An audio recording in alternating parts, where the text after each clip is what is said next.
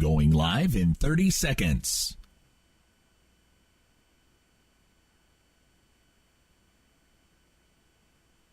Live in 20 seconds.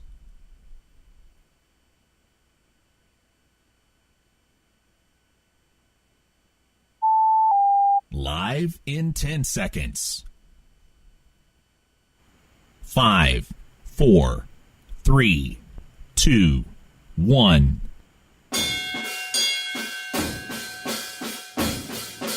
And now, it's time for Estill County Engineer Sports on the Estill County Sports Network. For a full list of games to be broadcast, the platforms those games will be broadcast on, please visit listenlikealocal.com and click on the Estill County Sports Network banner on the home page. Select games will be broadcast on a combination of platforms, including 104.9 FM, The Pickup, NFHS Network, WSKV FM on Facebook Live, at Estill County Sports Network on YouTube. Streaming audio accessible on any internet-connected device. Just say, hey Google, Siri, or Alexa, play Pickup Country 104.9 FM, or visit listenlikealocal.com. And on the dedicated Estill County Sports Stream, found at listenlikealocal.com. Or download the new free Estill County Sports Network app for Android or iOS. Estill County Engineer Athletics broadcast is made possible by great sponsors. But to continue to bring many high-quality broadcasts to you, we need your help. If you own a business, are part of an organization, church, or nonprofit, and would like to support the broadcast of Estill County Sports while promoting your brand to loyal listeners like you, just give us a call, 606-663-2811. Don't forget, you can directly support Estill County Engineer Athletics by purchasing an annual subscription to the NFHS Network at nfhsnetwork.com. You can also directly support your Estill County Engineers by attending games in person. Get your tickets now at the GoFan app. You can also find links to the NFHS Network and the GoFan app at the Estill County Sports Network page at listenlikealocal.com. And now, let's join our ECSN broadcast team live at the game. Good evening, ladies and gentlemen. This is Jeff Tate coming live with my cohort in crime, Billy Wiseman from City Park in Stanton, Kentucky, where tonight we will be giving you the championship game of the 56 baseball district tournament. Tonight, the Estill County Engineers and the Powell County Pirates renew their longtime rival. And it's been a good one this year, Bill, with both teams drawing blood on their home field. Yeah, and it's always a battle when Estill and Powell County play, and, you know, you can't look at the records. I agree. Powell County's played a tough schedule this year. I know if you look at their record, you see that they've got a losing record. But early in the season, a lot of the teams they played were really good teams. And I want to say, I like to look at, coming into the game, how the teams have played recently. Over the last 9 games, guess what Estill is? See, I put that down somewhere. I think we've won 7 out of 9. 7 out of 9, Yep. 7-2. Guess what Powell County is? 7 out of 8. 7 out of 9 also. 7 and 2. Both teams are playing well coming in. That's what and you're right. You can throw the records out the window here, but I like our chances here tonight, and I'm sure Powell County likes theirs too. But we got a guy on the mound who's been here before and really stepped up big last year. Yeah, and he's a big game pitcher, and I'm sure Powell County, when they came in tonight, they knew Big Jackson East would be on the mound for the Engineers, and Estill's going to be facing Knox. That they've seen him twice this year. He beat us here when they beat us 4-3, and he also came in and pitched inning in a third when we were at home. So it's kind of one of those things where we've seen their pitcher, they've not seen Jackson. They probably remember him from last year and stuff, and it's always different when he's a left-hander as well. I agree. That's what I was getting ready to say. You've pitched at this level, pitched in district championship games, and I know you coached. You coached the 2009. You were the pitching coach for us. Did an excellent job that year, complimenting you on that, so you know what it's like. But it's always tough, I think, in high school baseball. You don't see a left-hander as much. And and it's just different looking at that. It's different. The curveball comes in, it's like backdoor to you. The break is different. It's just, how many people take batting practice with a left-handed coach throwing? That's right. You just never – I don't ever remember us having one. So I'll tell you, I did have one. Jim Kaiser used to throw batting practice to us when we were going to face left-handers, and we were awful good, I think, on the pickoff move. And the reason we were to first base is because Jim Kaiser would do that with us. He'd do that pickoff move, show us how a left-hander would do it. So, but it's rare. It's rare. You're right. Very rare, and you're telling your age when I you know bring up Jim Kaiser. So, but fantastic baseball coach. So absolutely. I can't say enough about Jim Kaiser. I was fortunate to play under him for 3 years, and also Steve Garrett, a solid baseball man. He was my senior year, so I was very fortunate. I had 2 exceptional coaches. And Jeff, we're having the ability to come out here tonight and watch both these teams play. These young men getting a chance again to battle for the 56th district championship. But I just wanted to mention before we start that our thoughts and our prayers are for the people in Kentucky that have went through these storms and stuff. And I've seen a lot of things on Facebook today, and I seen where Reed Shepherd never told nobody, just showed up, started working. That's great. It shows you what kind of person he is. Yeah, and then they show a 7-footer standing on top of a roof, and it's Coach Mark Pope doing some debris removal off roofs and everything. But a lot of people went that way to help. But tragic for our state. Yes, it is. And just want all them to know. And check it out on Facebook. There's all kinds of ways that people are showing on there that you can help, whether it be monetary or any kind of material donations and stuff. Yes. But, and one thing I wanted to say is they have an emergency operations down in Laurel County that they're kind of guiding everybody through. So if there's anybody out there that does want to go down and help, that's the place you need to call. Right. And they're taking volunteers, and when you go there, they'll tell you what to do. Well, we're getting ready to start. I'm going to do one more shout out here before we get going, and that's the father of one of our broadcasters here, Mr. William Hardy. I'm giving a big shout out to Donald Hardy. He's had health issues here that he's trying to overcome. Donald, we know you're a tough bird and you'll get through it, but we're saying hey to you and glad you're doing better. It's funny you said that. William texted me today and told me what they had talked to the doctors about, and I texted him back and I said, that generation of men were just tough. That's right. Well, we're ready to begin, and Jackson East is here for the first pitch of the night, right down the middle for strike one. Up the bat for the Pirates is a sophomore, the right fielder, Carter Powell, batting .352 on the season. Their best hitter, and he's a sophomore. He's good. Next pitch, fastball right down the middle. Carter swings. Got a little piece of that, but though, foul Bill, tip.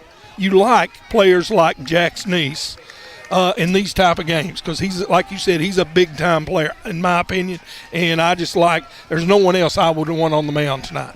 Absolutely. And that comes along with the name. They've always been pressure to wear that name, and he's wore it well. Yes. And he stands up to it. We got no balls, 2 strikes. Curveball comes in up high. That's the one thing I've noticed this year. At the end of last year, the season, Jack's really had control of that off-speed curveball pitch. Got it over for a strike. He's been a little high sometimes this year with it. Next pitch on the way. That looked good. A little bit on the outside. Just barely missed. That evens the count up to the 2-2 on Carter Poe, the right fielder for the Pirates. As Jackson East looks on, gets the signal. Ground ball, short. Jax comes up with it. Great play! What a play, Bill. Makes a play, and I love how he come in and turned on that ball, Jeff, just like we always talk.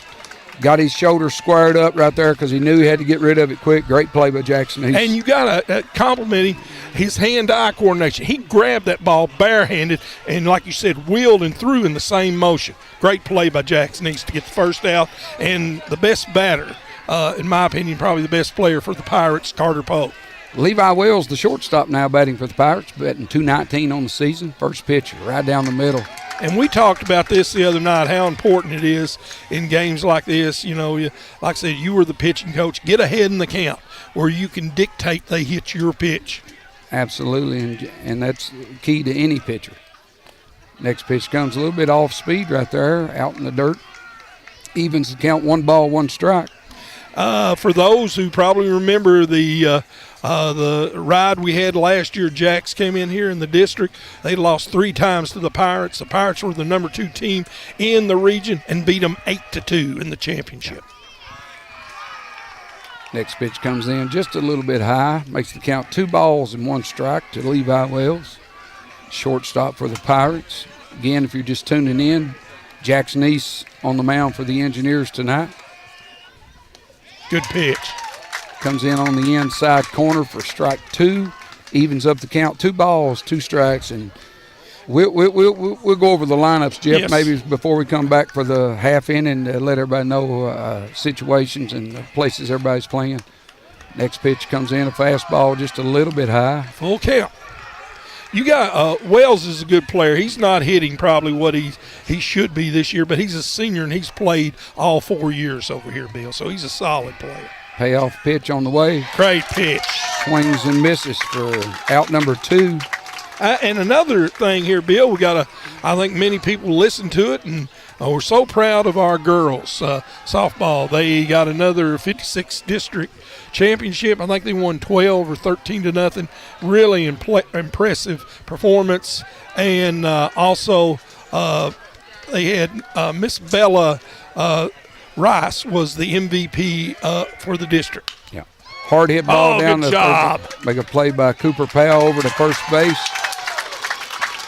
So 5-3. That was Drew Miller, the catcher for the Pirates. Hard hit down the third base line, but Cooper Powell makes a quick play out of it. And we're going to head to our first commercial break. We'll see you on the other side. Since 1889, Carhartt's mission has been to build a better world with all hardworking people. This mission has not faded, and today the company is still family-owned and believes in giving back to the communities they serve. There's a long history of supporting the youth of Estill County, the Estill County school system, and the Area Technology Center. They're working to inspire, educate, and train the next generation. For career opportunities or to find a retailer near you, visit Carhartt.com. Carhartt, the choice of the engineers since 1889. The Estill County Sports Network would like to thank the Estill County Board of Education for their partnership in bringing you the broadcast of Estill County Sports on NFHS, WSKV Radio, streaming radio at listenlikealocal.com, and in some cases, Facebook Live. We couldn't do it without the superintendent, board members, teachers, faculty, and staff, coaches, and mentors. You're listening to the Estill County Sports Network. And welcome back here to the Stanton City Park. We're here tonight for the championship game, Jeff, of the 56th District. And if you want to, real quick, you want to go over Powell County, the rest of their lineup, sure. Let everybody know how they're they playing batted Poe, Wells, and Miller in the first inning. Batting fourth for the Pirates will be number 1, the first baseman, Dylan Carter. Batting fifth will be number 12, the third baseman, Lacey Dickens. Batting sixth will be number 10, the second baseman, Bo Begley. Batting seventh, number 44, number 7, Jordan Del Rosario. And batting eighth will be number 22, the center fielder, Tucker Ramsey. And finishing out the lineup for the Pirates will be number 9, the pitcher, Kane Knox. And as I mentioned earlier, Kane is on the mound tonight for the Pirates, and we've seen him twice this year. He beat us the last game 4-3, and he also pitched the inning and the third when we played them at home. But leading off for the Engineers in the bottom of the first inning, senior Berkeley Hardy, the second baseman, batting .268 on the season. He takes the first pitch high for a ball. Well, you look at Knox, he's a senior. He's probably their best, 3.28 ERA, and he's 3-2 on the year. Got a little pop up to the infield there. And shortstop comes over, can of corn. That was a can of corn. Ball came in on Berkeley's hands a little bit right jammed there. He wasn't able to get him around, so get a little pop up to the shortstop for the first out of the inning. That brings up Estill's best hitter on the season. Playing left field today, number 18, Logan Friend. He's a junior. Had a great year, 459 on the year, and he's also an excellent pitcher. I think he pitched the other night against Owsley, didn't he? I think he's pitched most of the games against Owsley this year. Yep. Good Hard piece hit of hitting. into right field for Logan Friend, so he continues the hot hand. Well, you got to give him credit there, Bill. That was an outside corner fastball, and Logan, just kept the barrel of the bat back and drove it right into right field. Good piece of hitting there by Logan Friend. And I hope the Engineers start off tonight like they did the third inning the other night against Alsea. We did not have good approaches to the plate the other night, the first two innings. Mm-hmm. And we were chasing curveballs away on first strikes. And, right there he had a 1-ball, no strike count, and he was looking for a fastball, and he drilled it. So. I like that. I used to be a hitter like that. I always like that.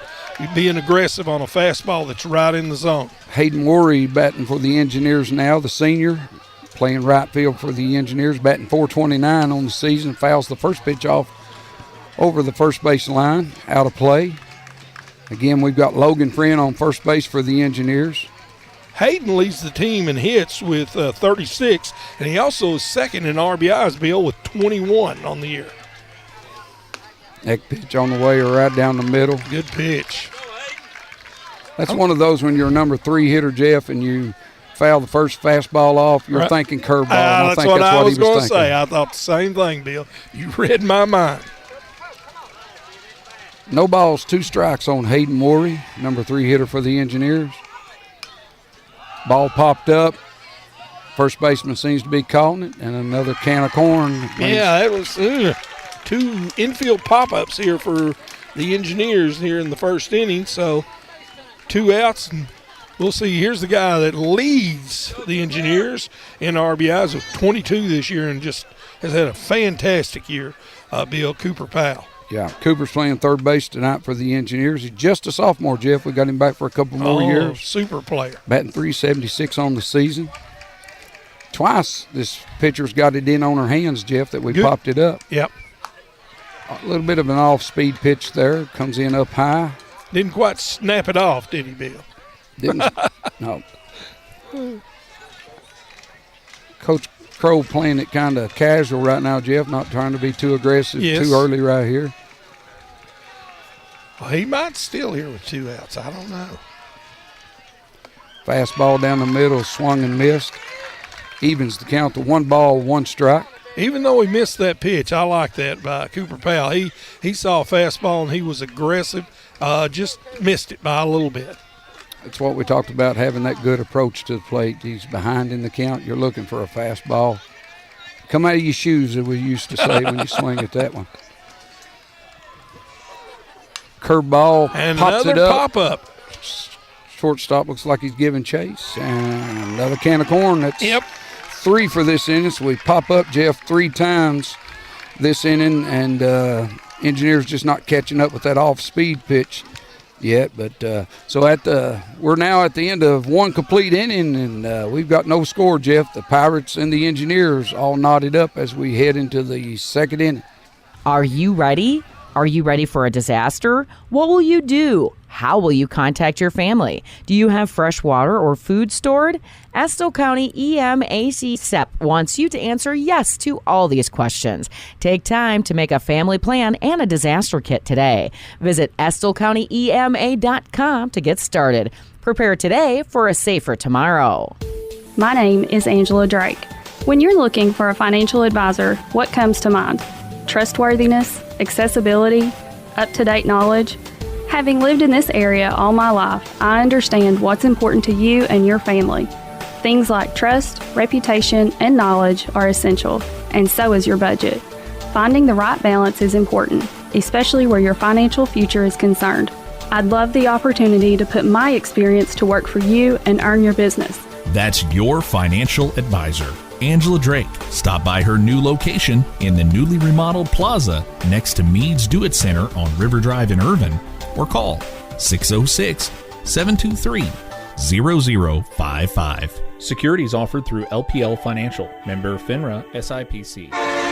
You're listening to the live broadcast of Engineer Sports. And welcome back. We're here at the Stanton City Park for 56th District Championship game between the Powell County Pirates and the Estill County Engineers. We're at the top of the second inning with no score. Score remains 0-0. Jackson East on the hill for the Engineers, and Now up to bat is Dylan Carter for the Pirates, the first baseman. Takes the first pitch right down the middle for a strike. Dylan's a senior this year. Right, 211 batting average, and he's another one, I think, Bill. He's played, all 4 years, and he's had an off year for the Pirates, I think, hitting-wise.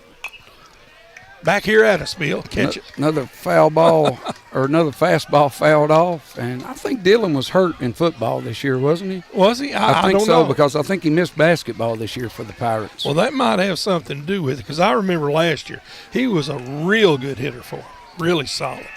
No balls, 2 strikes. Jackson East coming with the payoff pitch, little curveball away. I like that pitch, Jeff. Yeah, it was. Out of the strike zone, doesn't give him a chance. If he's going to do anything, he's going to chase it. Yeah, probably get a strike out there where it was. Here's your best pitch. I always say you get that 1 ball, 2 strike, bring that best pitch to get him out right here. Fastball grounded to Berkeley Hart at second base. Good job. Throw over to first, retires Dylan Carter. Smooth as silk out there by Berkeley. Love it when a pitcher throws ground balls. Yes, sir. Now coming to the plate for the Pirates, the third baseman, junior Lacey Dickin. And Lacey's batting .228 on the season. And Lacey's also one of their top pitchers. Right. And a hard thrower for the Pirates. Yes, him and Knott are their 2 top pitchers, like you said. First pitch is on the way. Good pitch. Strike 1 on the outside corner. Shout out to our compadre in time, Danny Wood. Danny had to work at the golf course today, Bill, and couldn't make it over here. So, Coach, maybe you could come on out and watch this game. Fastball fouled straight back toward us. Quickly gets the count to 0-2. Jackson's doing a good job getting ahead. Yes, he is. Great job doing ahead, getting ahead here. All right, so what are you going to call here, Bill? I know you called the pitches. What would you call in this situation here? I'm coming high and inside right here. You know like me. it. I want to back them off that plate so they'll be ready for that deuce coming up after it. There you go. That's what he did. He tried to come inside there. Just a little bit too much in the strike zone for me, but that's okay. I was going to say, it's a little bit lower than what you want. It could have been a little higher. Try to get him to chase. Yep. He's still way ahead here, 0-2. Still don't want something in the zone right here. Maybe a curveball on the outside corner. That's where he went. Snuck it in, but he just didn't bring it in just enough. It's a That was good a good pitch. try. Good Froze try. him. Excellent pitch. 1 ball, 2 strikes. And you forgot to tell the thing on Wood. Wood's motto over there where he works is these golf carts ain't going to wash themselves. I like it. I like it. The fastball popped up to center field. Looks like Dawson Moore brings that in. Dawson, can of corn there for Dawson. And I bragged, Danny has said that I bragged on Dawson Moore all year. He's a trend. He came in here, I think he played at Model last year, and he's been a great addition to this Estill County Engineers team. Plays a wonderful center field. He bunts probably better than anybody on the team, and he's an excellent pitcher too, helping the Engineers out. Bo Begley, the hitter now for the Pirates. He takes the first pitch, fouls it down the right field line, out of play. A little behind on that one. Bo's a senior for the Pirates this year, and he's playing second base, only batting 153 on the season. They've had several people this year that really had good years last year when they had that 27-10 team that haven't done good this year. Ground ball to shortstop. Fired over there by Bryce. Good job Drake. by Bryce. I love how Drake. he did that, Jeff. He Yes. knew, it's one of those you either come and get it or you got to let it take it. Then he That's showed that right. arm off right there. That's so exactly right. Ground out to shortstop. 1, 2, 3. The Pirates go down here in the top of the first. We'll be back after a short commercial break. Mercy Health Marcum Wallace Hospital provides a compassionate, ideal local solution for patients who need additional time to heal and strengthen before going home. The Swing Bed program can be a perfect fit for you if you need rehabilitation after orthopedic surgery or fracture, have suffered a stroke, receive long-term antibiotics, need wound care, or need to regain your strength and mobility. You have a choice in post-hospital care and can receive care right in Estill County. For more information on the Swing Bed program at Mercy Health Marcum Wallace, call Case Management at 606-726-2159. Hey, it's Kristen Mulcahy, Marketing Manager at Appalachian Wireless, here to let you know that upgrading has never been easier. Bring your own device or trade in your current device to get connected to the region's best network and to start saving on today's latest smartphones. No matter how you upgrade, we've got a solution just for you. Visit us on the web at AppalachianWireless.com or in one of our many retail locations, because we are you. We are Appalachian Wireless. You're listening to the Estill County Sports Network. And we're back here at Stanton City Park for the 56th District Championship game between the Powell County Pirates and the Estill County Engineers. And, Jeff, if you want to tell the rest of the Engineers lineup real quick. Yeah, batting fifth for the Engineers is the number 11, the shortstop, Bryce Drake. Batting sixth will be number 3, the designated hitter, Mason Griggs. Batting seventh will be the number 4, the first baseman, Mason Rader. Batting eighth will be number 16, the pitcher, Jack Sneese. And finishing out the lineup for the Engineers will be number 17, center fielder, Dawson Moore. First pitch comes in, looked good to me, Jeff. And called it a ball. He must have been a little bit high. So 1 ball, no strikes to Bryce Drake, the shortstop for the Engineers. Bryce started out kind of slow this year, but has picked it up. Really playing well now, I think, for the Engineers. His 347 batting average shows it. He fouls the second pitch off over to the right side. And, because I remember the first game I called this year, Jeff, his batting average was like 260, and I said he's way better than this. Another off-speed pitch. Estill County has a 329 team batting average, and we have 4 people hitting over 300, and we got 2 people hitting over 400. That's pretty impressive.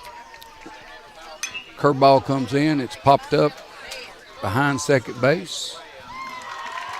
And that's hauled in for the first out for the bottom of the second inning. And that's going to bring up the junior, Mason Griggs.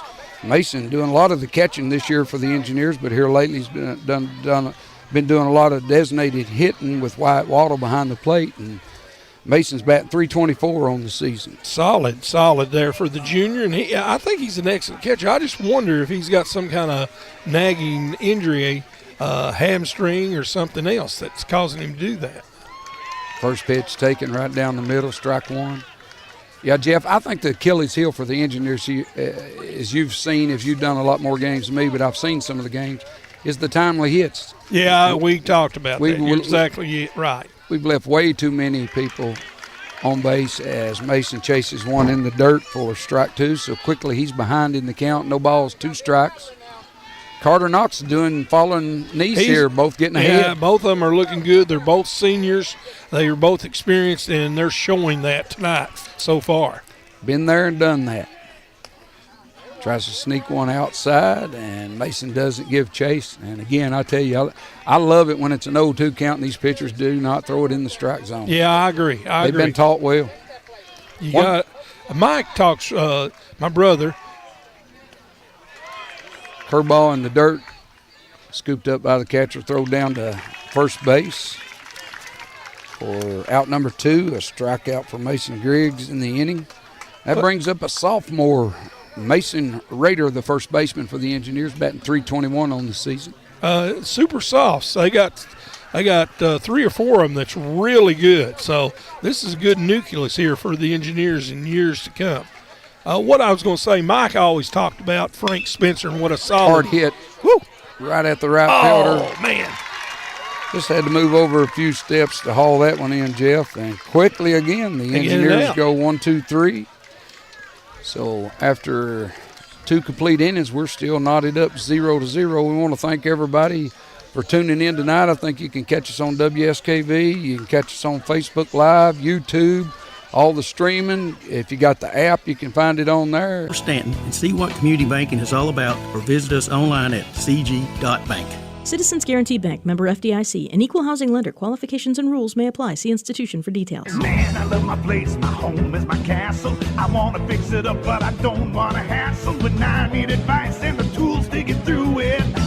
My do-it-center store really knows how to do it. Come to Mead's Do-It Center for all of your home and hardware needs. 218 River Drive, Irvin, Kentucky. I love do-it-yourself, and I love the money I'm saving. They got everything and more at my do-it-center store. I'm gonna do get out of my way. They got everything I need and more at my Do-It-Center store. You're listening to the live broadcast of Engineer Sports. Welcome back, and we're here at the 56th District Championship here at Powell County at the Stanton City Park. And I'm Billy Wiseman here along with my cohort Jeff Tate. Jeff, pitcher's duel right now. Yes, it is. Both pitchers are playing well and been in control of this game. Want to comment on the Estill County uniforms there. I like the Kansas City Royals look they got out there, BB. Tanner, I think these are new uniforms this year. I like those. Yep, and I believe first time we wore them was against Powell County at home. Jordan Del Rosario up to bat for the Pirates, the left fielder, batting 191 on the season. Boy, his brother was a well of a player for the Pirates. Played shortstop, just super athlete. Second pitch caught the outside corner, quickly count 0-2, and again Jackson East doing a great job getting ahead. That's what you want. That's what you want. Try to stay in control of the game.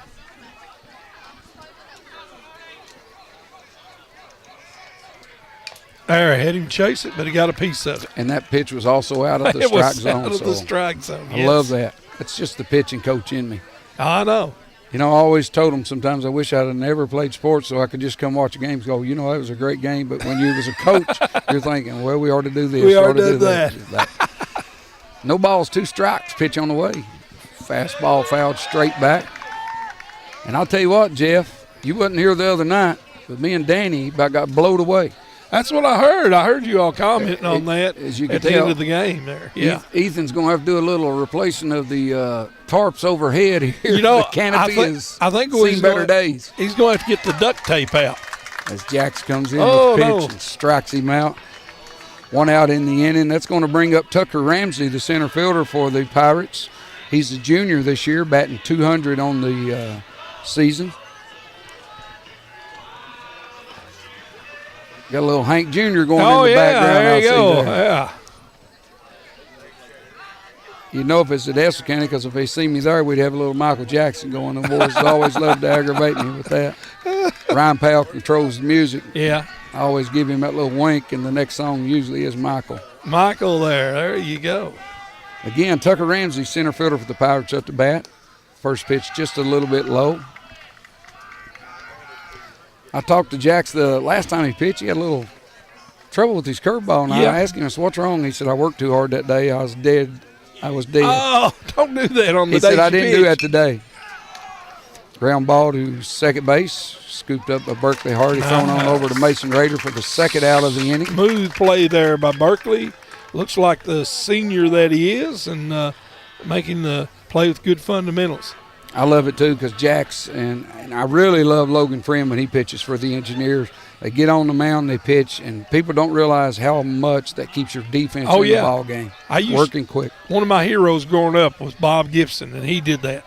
He would get up there and just get the ball back, get up and throw. Man, he wanted to keep his team right in the game and everything. Kane Knox, the senior pitcher for the Pirates, up to bat. He swings at the first pitch for a strike. Nice. Ooh, I thought that was good.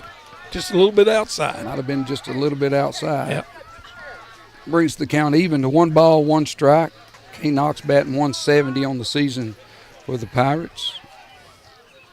Comes good inside. Pitch.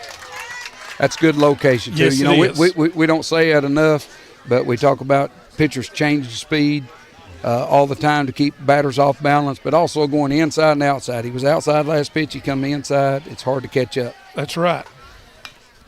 Fastball comes in, fouled out over to the first base side, out of play. Those great Braves teams of the 90s were like that. Maddox and also Glavin. They could just pick. They go inside, outside, nibble on the corners and everything. Location, location, location. Curveball misses outside, and Jeff, guess what we got? First one of the night. This is for Danny Wood. What is it, Bill? Deuces are wild. 2 balls, 2 strikes, and 2 outs. There we go. Pitch on the way from Jackson East.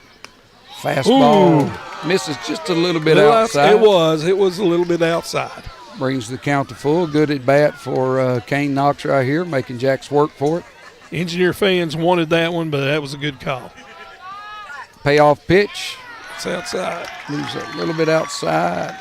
Well, now that is what I don't want to do. You don't want to walk the number 9 hitter. Yeah. Good thing about it, there's already two outs in That's the a inning, good thing. but yes. one of their best hitter coming up to the plate. So you'd rather have him at the start of the inning. That's exactly right. So, but first base on balls for Jax tonight, and what Jax has done so well is get ahead, and as he did there, but Knox just did a good job fouling balls off, staying alive, and then, Jax tried to make him chase on a couple, barely missed a little bit outside or up high. So that brings up Carter Poe, the right fielder, batting .352 on the season, leading the Pirates. Pirates have a runner in. It's Dylan Trent is running for the pitcher right now. Jax throws over to first base, and you always hope right there as a left-hander that he doesn't show his best move first. But Jax has picked off several people this year with that move. Hey, Dylan Trent, the one thing he does is he has 14 steals on the year, Bill. Catcher should be up and ready then, should know that. Pitch on the way. Comes in a little bit high and inside. And 1 ball, no strikes. I hear my phone going off again. I meant to tell you, Danny texted and said he was still washing. Still cleaning those golf carts. Then he sent me another one with all the deuces wild. There we go. 1 ball, no strikes on Carter Poe for the Pirates. Jackson East on the mound for the Engineers. Quick move over to first base. Well, Danny missed out tonight. You had that fried peanut butter and banana sandwich there at Bruins, and, man, that looked good. I just got to tell you that. Mm-hmm. And, of course, I had their cornbread casserole. Man, that was outstanding also. I've got to have that extra potassium, to keep me from cramping up. That's right. It's hard work doing what we do. Bruins, a classic here in Powell County. You got to go down there to Bruins and check out their home cooking. They're good. Still 1 ball, no strikes on Carter Poe. Runner's going. There he went. I told you he's scored 14 bases, 15 on the year. Throw goes down a little wide. I don't even think if it was on time he would have got him. He got a good jump right there. So that puts a runner in scoring position now. And who was it you said come in to run there, Jeff? Dylan Trent. Okay, so Dylan 14 steals. He's a junior. And that was his batting average was not as good this year, but that's the one thing I saw when he got on base. Let's see. Trent was hitting 169. He's now 15 for 15, Bill, on the year. Steals. So we got first base open, so Jackson's got a little bit of leeway right here. If he walked this guy, it wouldn't hurt us that bad, especially with him being their best hitter on the season. Fastball comes in on the corner, call for a strike. Nice pitch. That was a low outside corner fastball. You couldn't have had a better location on that. Counts now 2 balls, 1 strike. This is our first runner in scoring position of the evening too, Jeff. I know it. Second base. So the Pirates here threatening the first team to threaten here in the top of the third. Fastball comes in away. I think here I just wouldn't give him anything good to hit. 3 balls and 1 strike on Carter Poe. Yeah, this is a time that first base is open. It doesn't hurt that bad, especially with a 219 hitter coming up following him. But this is a hitter's count for sure. Fastball, ground ball to shortstop. Nice Bryce play. Comes up. Great play there by Bryce Drake. Comes up and shows the arm. And even though the Pirates threaten in the top of the third inning, they come up with no runs. So after 2.5 innings of play, we remain knotted at 0-0. We'll see you after the commercial break. Harness Health Pharmacy, located next to Mercy Primary Care of Irvin, looks forward to meeting all of your pharmacy needs. Prescription services, vaccinations, and over-the-counter recommendations are provided by their friendly, knowledgeable staff. They make it their mission to provide inexpensive options in diabetes testing supplies and common over-the-counter medications. They accept most insurances and are happy to work with you and your provider to find affordable solutions to the care that you need. For more information, call 606-726-8270. That's Harness Health Pharmacy, located next to Mercy Primary Care of Irvin. Thinking about buying a home, starting a business, or tackling a renovation? Whitaker Bank is here to help you make it happen.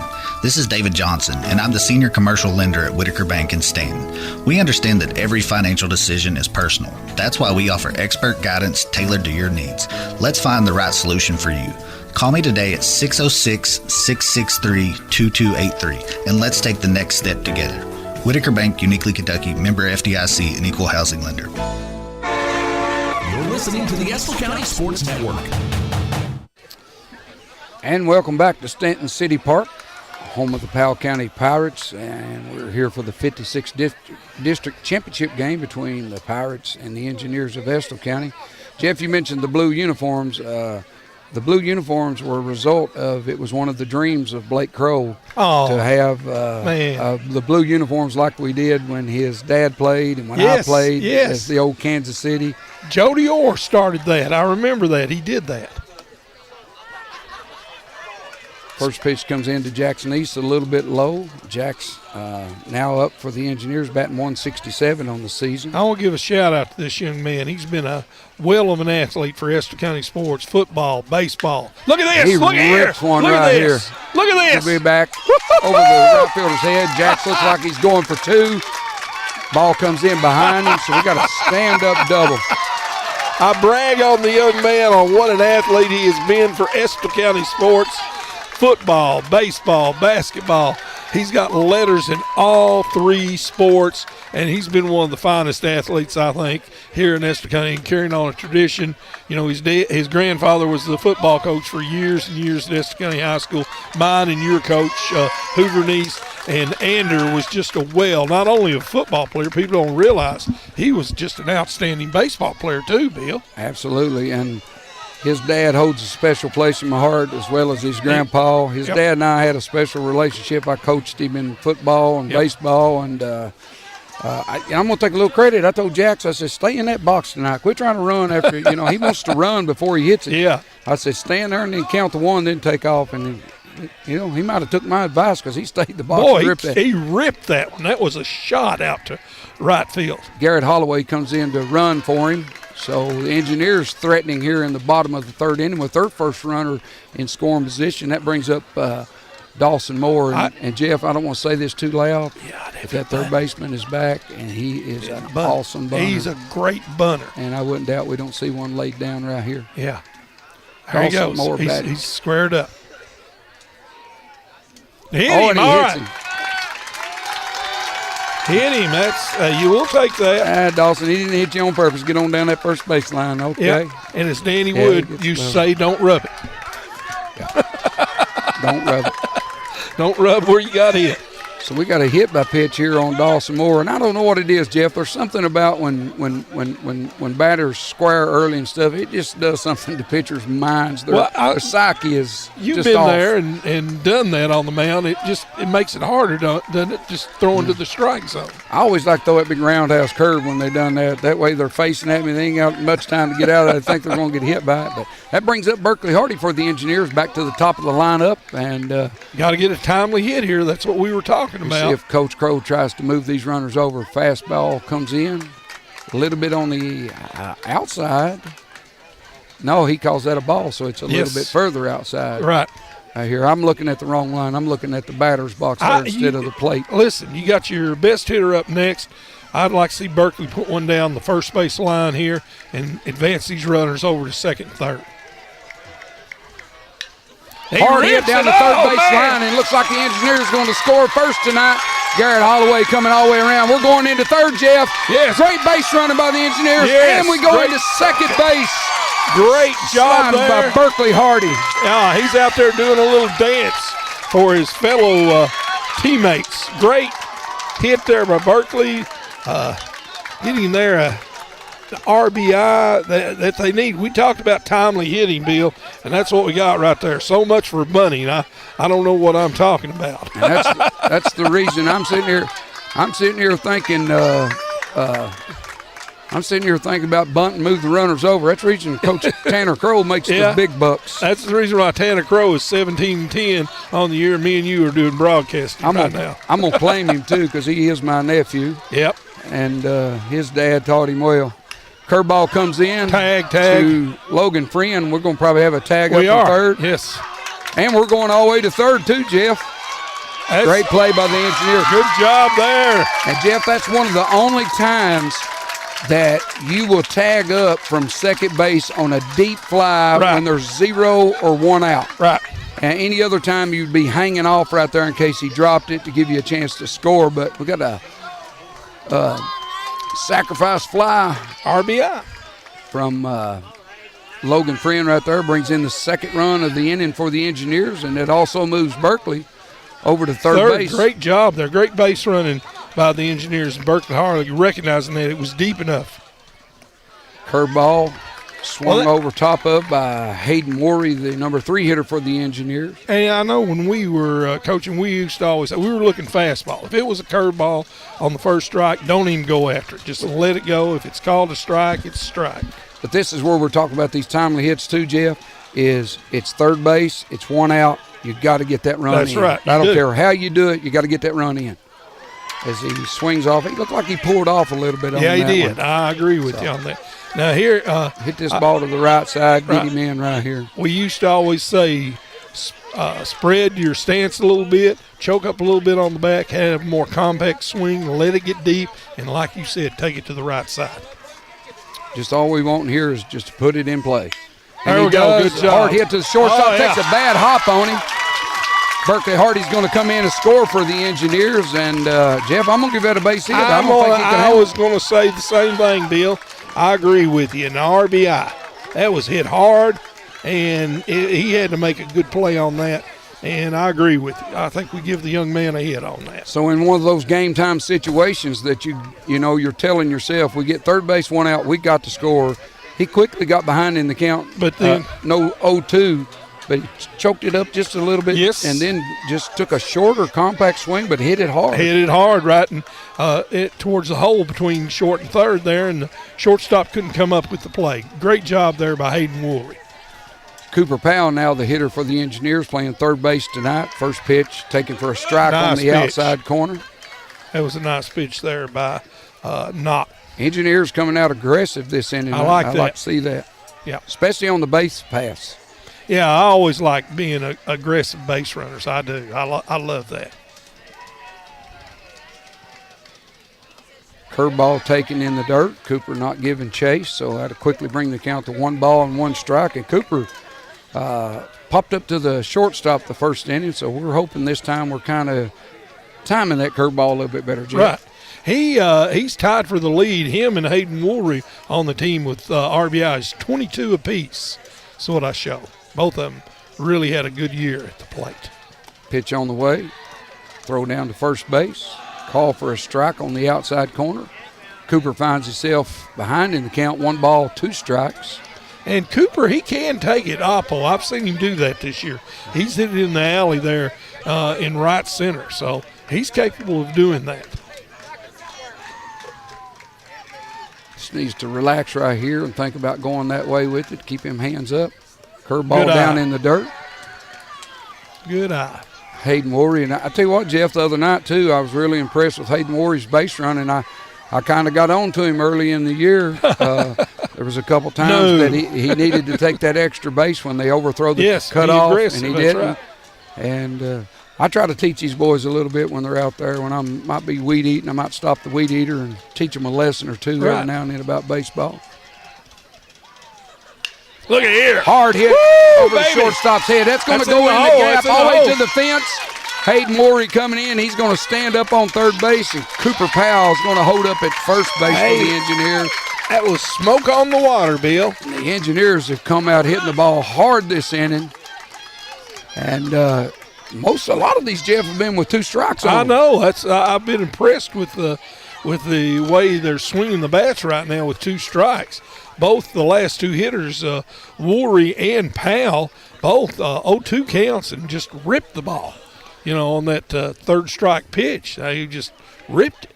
Absolutely. And this reminds me, Jeff, that Bryce Drake now coming to bat for the Engineers, and when I talked about it when I was done my first game with you, which is only about 3 weeks ago, he was down to 260. Now he's up into 300, so looking to drive one. And, did he get Coach? I think he did. Coach Tanner Crow trying to get out of the way there. Did he get him? He's starting to show his age. I don't know. I hope he got out of the way. That'd been 5 years ago. He'd have snagged that like it wasn't nothing. I don't know about that. That was a hard hit ball. Is that the reason they call it the hot corner? That's why they call it the hot corner down there at third. No balls, one strike on Bryce Drake. Fastball comes in on the outside. Hey. Strike two. Now you got to do a job, just like what you said here, Bill. You got to be tough here, and the last two hitters have done that. Put the ball in play, hit it hard on the ground, or get it up in the air and try to get this fourth run in. Put the ball in play. That's the name of the game when there's a runner on third base and one out. Fastball comes high and inside, and you know I love that pitch. Yep. And I think whoever's calling pitches both ways, Jeff, doing a good job. Excellent job. When they're well ahead in the count and everything. Looks like Coach Spencer's over there calling the pitches. Like I said, Mike was really impressed with him. Said he was an outstanding baseball coach over here. Pitch on the way, curveball hit, another base hit in the hole between third and shortstop. And that's going to plate another run for the Engineers, putting them up 4-0. And we still, Jeff, only have one out in the inning. But Bryce Drake, as I said, he's really come on here at the end. But they're making a pitching change, Bill. And I thought that if there's a chance that if Knox struggled any tonight, that they would quickly come with Dickens, and I think that's what they're going to do. Yeah. You want to take a quick commercial break, Jeff, and then we'll come back here as the Engineers take the lead 4-0. Only one out here in the bottom of the third inning. You're listening to WSKV here on 104.9 and Facebook Live, YouTube. We're streaming. We got it on the app, so tune in with us. We'll be back after this. El Ranchito Mexican Restaurant is El Centro Fiesta for Engineers. The top-notch comida, festive, roomy atmosphere, quick, friendly service, and late open hours are just a few reasons why the Engineers go there after their games. Stop in at 103rd Street in Ravenna for a little taste the whole family can enjoy. Call to order ahead for takeout at 606-726-0428. That's El Ranchito, the choice of the Engineers, young and old. My name is Angela Drake. Whether you have questions about your 401k, IRA, personal investments, or even life insurance, I can help. I've helped many of our neighbors to pursue better financial stability, even in this stormy financial climate. I'd love the opportunity to put my experience to work for you and earn your business. That's your financial advisor, Angela Drake. Stop by her new location in the newly remodeled plaza next to Mead's Do It Center on River Drive in Irvin, or call 606-723-0055. Securities offered through LPL Financial, member FINRA SIPC. You're listening to the live broadcast of Engineer Sports. Back here at City Park in Stanton, Kentucky. We got a pitching change now for the Powell County Pirates, and while they're warming up, we'll take this time again to thank our sponsors who make these broadcasts of Engineer Sports, both the softball and the baseball here in the spring, possible. Our platinum sponsors this year are Carhartts and CG Bank. Our gold sponsors are Mercy Health, Estill County EMA and CSEP, and Appalachian Wireless. Our silver sponsors are financial advisor Angela Drake, Mead's Do It Center, Whitaker Bank, and the Estill County Board of Education. And our bronze sponsors are, a place where Terry says she sees you all the time, Bill. It's called El Ranchito Mexican Restaurant up there in Ravenna, and Estill Development Alliance. We thank all of our sponsors. We could not bring these broadcasts without that. So it looks like we're getting ready to start back here, Bill, and Estill County is still threatening with 2 runners on and only 1 out. Yeah, we're here at the bottom of the third inning. The Engineers have already plated 4 runs, but the Pirates have brought in Lacey Dickin, a hard thrower for the Pirates. First pitch comes in, fastball up high. Mason Griggs now hitting for the Engineers. He's the designated hitter tonight, and he's a junior and batting .324 on the season. He struck out his first time at bat. He chased the curveball bad the first time up, so be more disciplined here, we hope, this time. Get a good pitch to hit. Fastball comes in outside. Lacey finds himself behind quickly. 2 balls, no strikes. Looks like he throws it just a little bit harder than Knox did. Oh, absolutely, yeah. He's known for his fastball for sure. Right. And he's only a junior.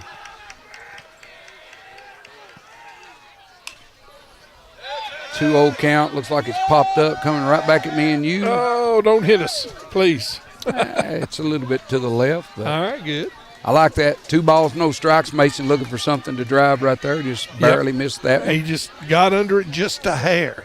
So, but he was looking to drive it, and he's still ahead in the count. So you're still looking for that fastball that you can put a good swing on and try to hit it hard somewhere.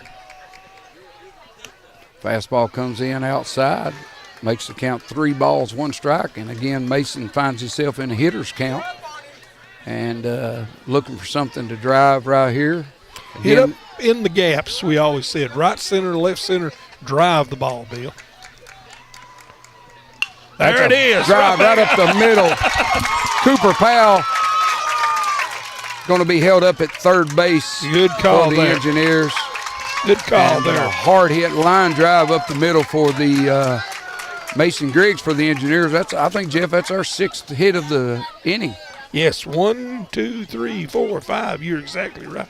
6 hits and only 1 out. So Estill County really swinging the bat well right now. And we've got a young man here who's been swinging the bat well this season, Mason Rader, .321 on the year. So he's hit the ball very well for the Engineers this year. And I hope he's aggressive early here because we're, again, third base, 1 out, got bases loaded. Looks like Powell County's played back for the double play. Fastball comes in, strike 1. They've got on the corners they're playing in. They're coming home if it's hit to third or first, but they're going to try to get a double play if it's hit up the middle. I was thinking with him being a left-handed batter that they might pull them all in since it's harder to turn double play against a left-hander. Pitch on the way, a little bit outside. Good eye there by Mason. Laid off that pitch. And now you're ready to be aggressive here. And that's, I think, what Coach Crow's telling him. Look for your pitch here. Put a good swing on it, son.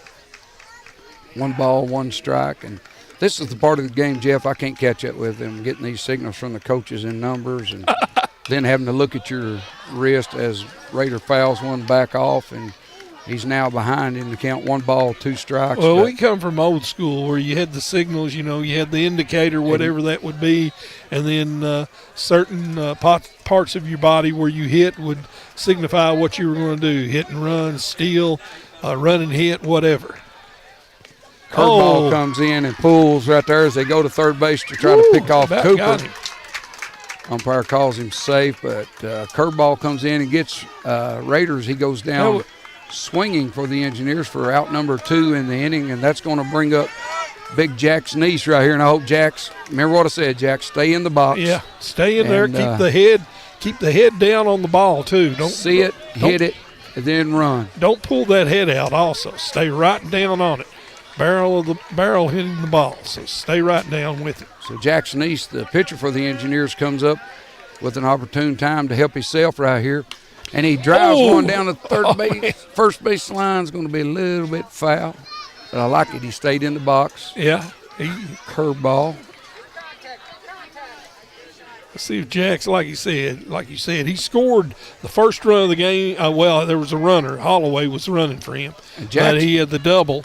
That put him in scoring position. Well, Jack started this inning off with the double. That's right. So we've batted around. 10th batter of the inning. Fastball taken right down the middle. That was strike a good pitch. 2. You can kind of tell a little bit too, Jeff. Lacey Dickens, he reaches back when he comes for that fastball. He's trying to get more on a little oomph on it. Well, Jax finds himself in the hole here, 0-2 with 2 outs. The Engineers threatening with bases loaded. Need another timely hit here for the Engineers. And he fouls that off. Of it. The foul ball. That's a foul ball. That's a foul ball. Now he's going to try to say whether he's seen it or not, but that from back here, you could even. I thought I heard it. That's I did too. I heard the tip there. That's the one foul of ball. These. Could go either way, but looked like the third baseman right there is going to say no. He calls him out. Oh man! Well, all right, there we go. So what we thought was going to be just a foul ball ends up being a strikeout for the third out of the inning. But here in the bottom of the third inning, the Engineers they leave 3 on base, but Jeff, more importantly, they put 4 runs across the plate. So after 3 complete innings, the Engineers now lead the Pirates 4-0 as we head to the top of the 4th inning. Since 1931, Carhart has called Estill County home. The citizens came together on the promise of 18 jobs during the Great Depression, and on this promise secured funding to build a manufacturing facility that still stands today. Currently, this facility in Irvin, Kentucky employs over 230 folks, providing countless opportunities for them and their families, and serves as the global supply chain operations center for the Carhart brand. For career opportunities or to find a retailer near you, visit Carhart.com. Carhart, the choice of the engineers since 1889. Man, I love my place, my home is my castle. I want to fix it up, but I don't want to hassle. When I need advice and the tools to get through it, my do-it-center store really knows how to do it. Come save big on all your lumber products at their fantastic lumber yard at Meads Do It Center, 218 River Drive in Irvin. They got everything and more at my do-it-center store. I'm gonna do it today. Give me the tools and the knowledge and get out of my way. They got everything I need and more at my do-it-center store. You're listening to the Estill County Sports Network. And we're back here at Stanton City Park for the 56th District Championship game between the Powell County Pirates and the Estill County Engineers. And in the bottom of the 3rd inning, Jeff, the Engineers come up with 4 big runs. Oh, yeah, it was some really outstanding hitting by the Engineers. They were hitting the ball hard. It was not blue pits or anything. They hit the ball hard all inning long. Very impressive. And hopefully here, Jack's can keep in that groove here. He's got 2, 3, and 4s up for the Pirates. Meat of the order. Levi Wells, the shortstop, comes to bat for the Pirates. Levi batting .219 on the season. He's a senior. Struck out his first time at bat swinging, and he takes the first pitch for a ball. Jackson comes back. The fastball, ground ball to the shortstop. Good Bryce job straight again. with a great throw over to first base. It's 2 in a row for old Bryce out there. 2 6-3s right there. Looking solid out there. Shortstop, playing a solid shortstop. He's got a great arm. I know he plays a lot of summer ball too.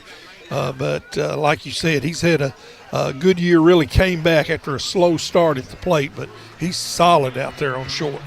Now coming to hit for the Pirates, junior catcher Drew Miller, batting .323 on the season. Fastball comes in, pop up to right field. Looks like Hayden Worry is set under it for Canicorn.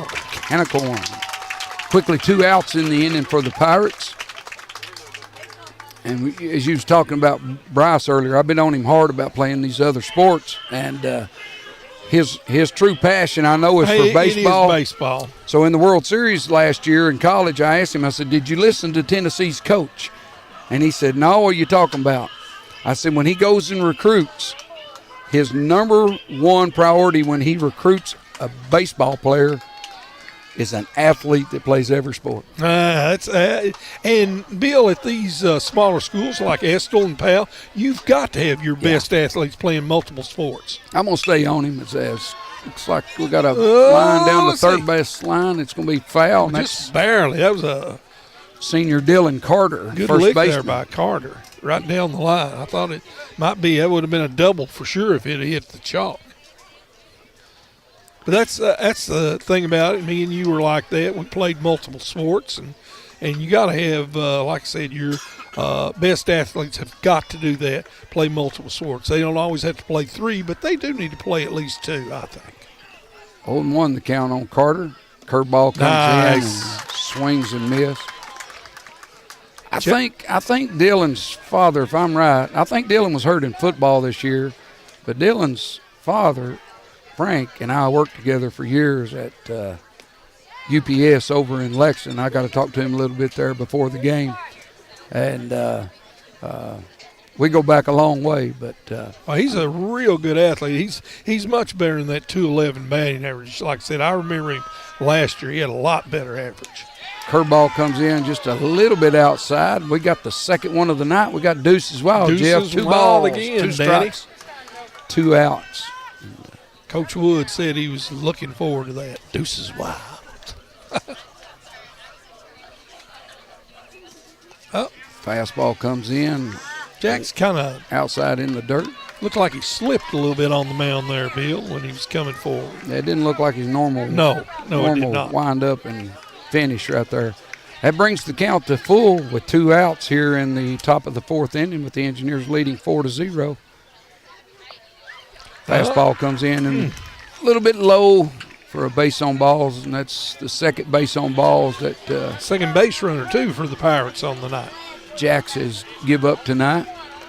That's going to bring up Lacey Dickin, who is now came in to pitch for the Pirates. Lacey batting .228 on the season. He flied out to center field his first at bat, and he's only a junior. Yeah, nice looking player there. He's got a lively arm. I noticed that when he came in. Some good velocity on his fastball and a good curve. He reaches back to get it. First pitch on the way.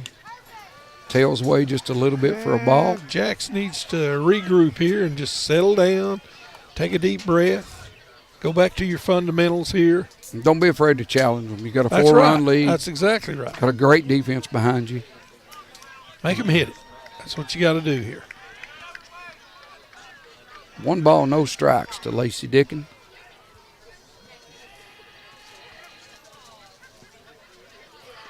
Jax throws over to first base.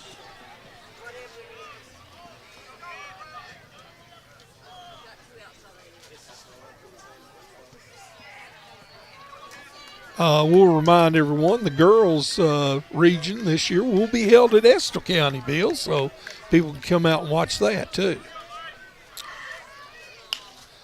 Oh, nice play. Right back at Jax Niece makes a easy play over 1-3 right there for the 3rd out of the inning. So, as they always said, after you throw that pitch, Jeff, you got to become a defender. That's right. And Jax Niece makes a great play to get the Engineers out of the top of the 4th inning, giving up no runs. So after 3.5 innings of baseball here at Stanton City Park, the Engineers lead Powell County 4-0. We'll talk to you on the other side of this break. I'm Shannon Cheney, Estill County Market President of CG Bank. Here at CG Bank, community means everything. It's why we do what we do. At CG Bank, we are your hometown bank, and we are here for you because we are you. We are not just here building business, but building relationships. That's community banking. That's my bank. Stop by and visit us at one of our 2 convenient locations in Irvin, or visit us online at cg.bank and see what community banking is all about. CG Bank is a member FDIC and equal housing lender. How do you protect your family during a disaster? Have a plan of action for tornadoes, floods, earthquakes, and for an incident at the Bluegrass Army Depot. Know what you will do and how you will contact each other. Having a plan helps to keep you calm and not panic. Visit EstillCountyEMA.com to get started today. Plan today for a safer tomorrow. You're listening to the live broadcast of Engineer Sports.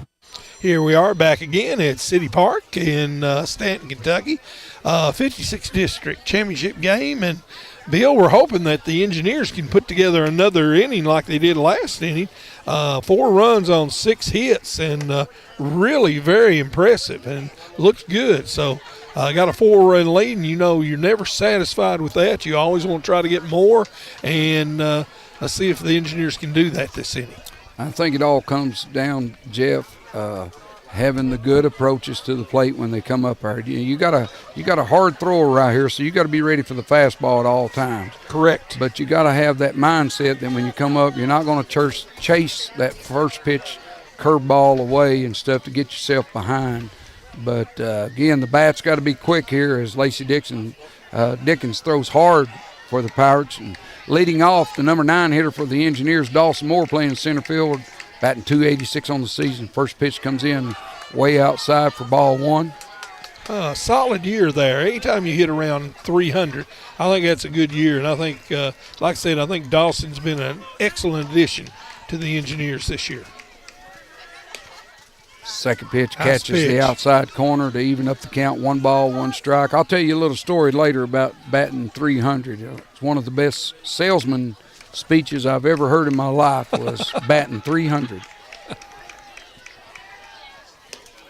He was waving at that one. Yeah, fastball on the outside. Yeah. He was chasing, and he was behind. Yeah, you can't have a swing like that. If you're going to have that, you might as well just let it go and get ready. So it's down the count, 1 ball, 2 strikes. Fastball comes in away, evens up the count, 2 balls, 2 strikes. Dawson got hit by a pitch the last inning, but did score the second run of the inning for the Engineers. Fastball away again, works the count to full. It's always good, too, Jeff, to work a count deep in a count against a hard thrower. Yes. You know, it makes them work that much harder. Throw more pitches, too. You want that. You want to run up their pitch count also. Fastball's fouled off. Stays alive.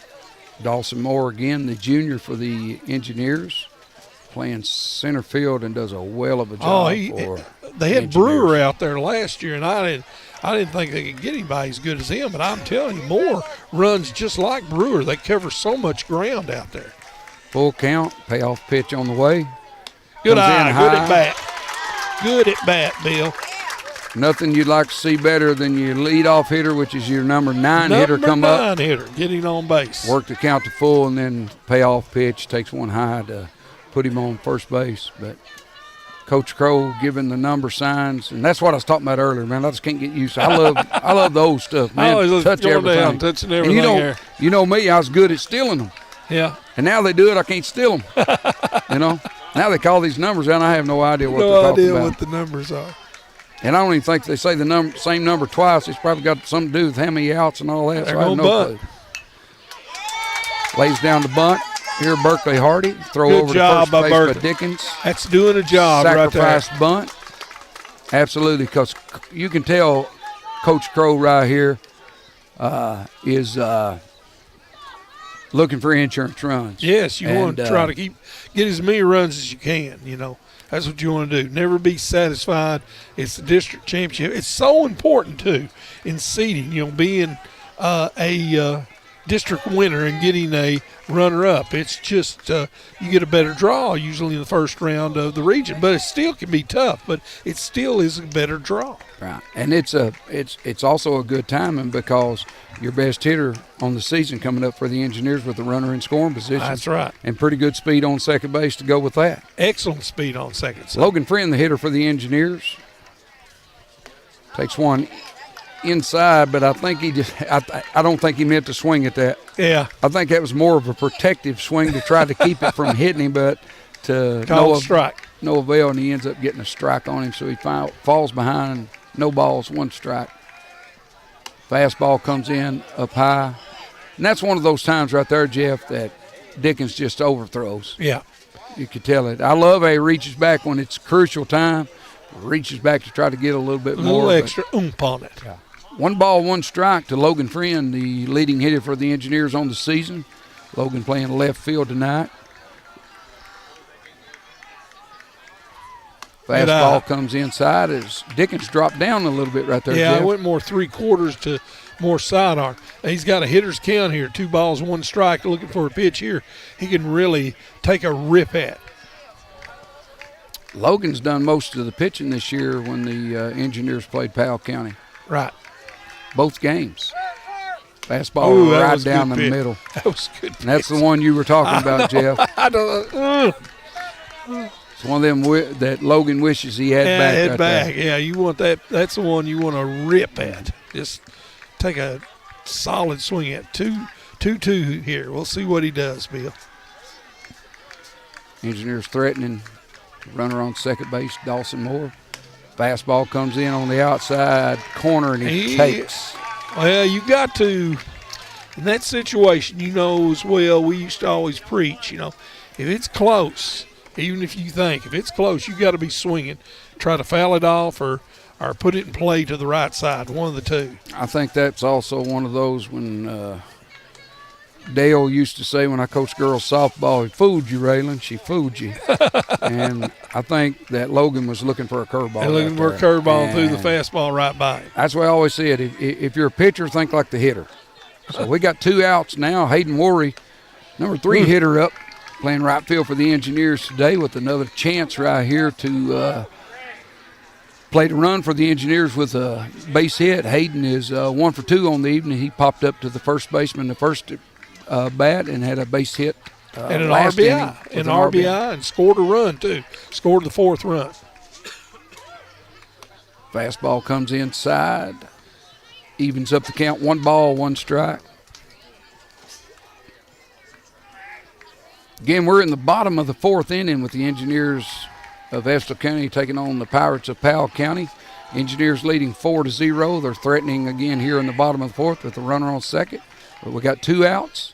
Fastball comes up, and runner's going to third. Great. Takes a chance. He was off. He was not looking at him. I was watching that, Bill, the whole time. Dawson Moore took off before he even took a step towards home. He just glanced at him and then went to the plate. So it was a great read there by Dawson Moore to put himself in scoring position. And Jeff, if you do that, you better be 100% That's right. You don't want to make the third out of third. Fastball comes in. He swings and misses. You got to be ready. Get up.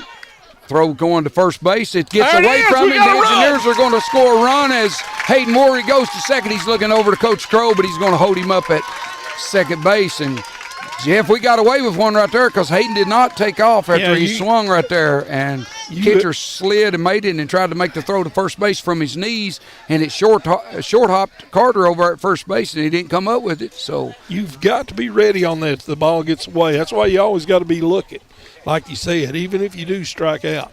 And he did strike out, but catcher for Powell County, Mr.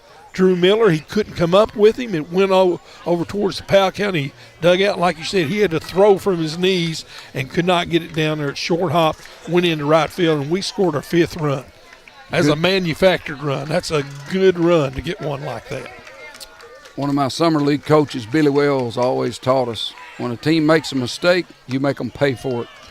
And luckily for the Engineers right there, the mistake was made by Powell County, and Engineers played a run because of it. Capitalized on that one for sure. That's right.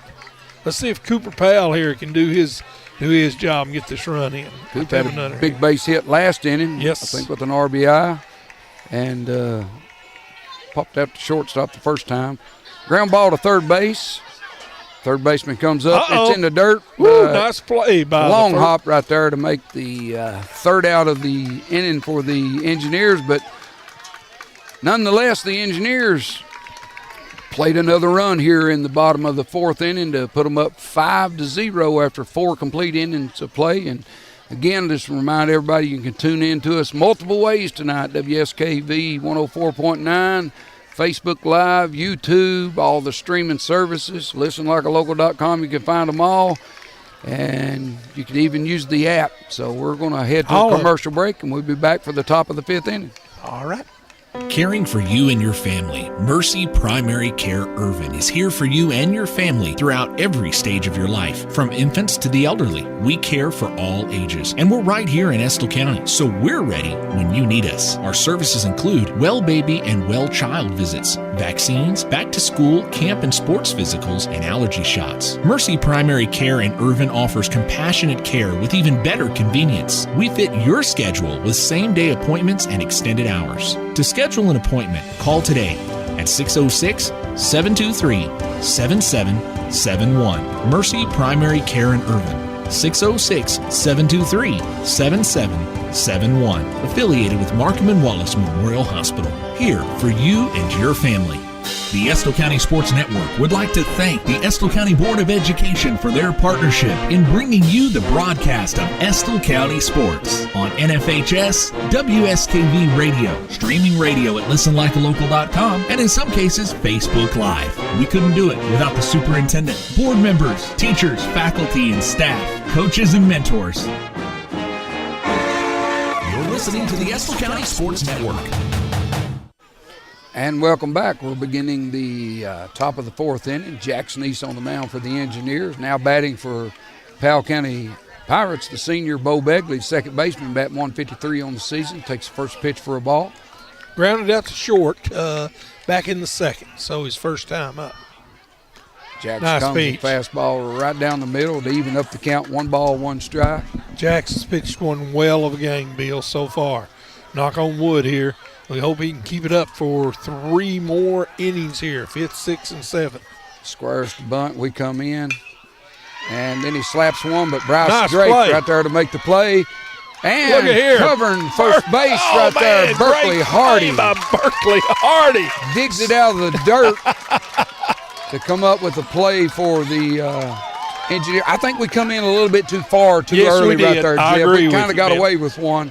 Always scares me if they was to ever pull one. No way the third baseman could react quick enough. But great play there by Bryce, as he was probably heading towards second a little bit anyway. Yeah. And anyway, nonetheless. Came up with it, threw it over there, and Berkeley scooped it up right out of the dirt.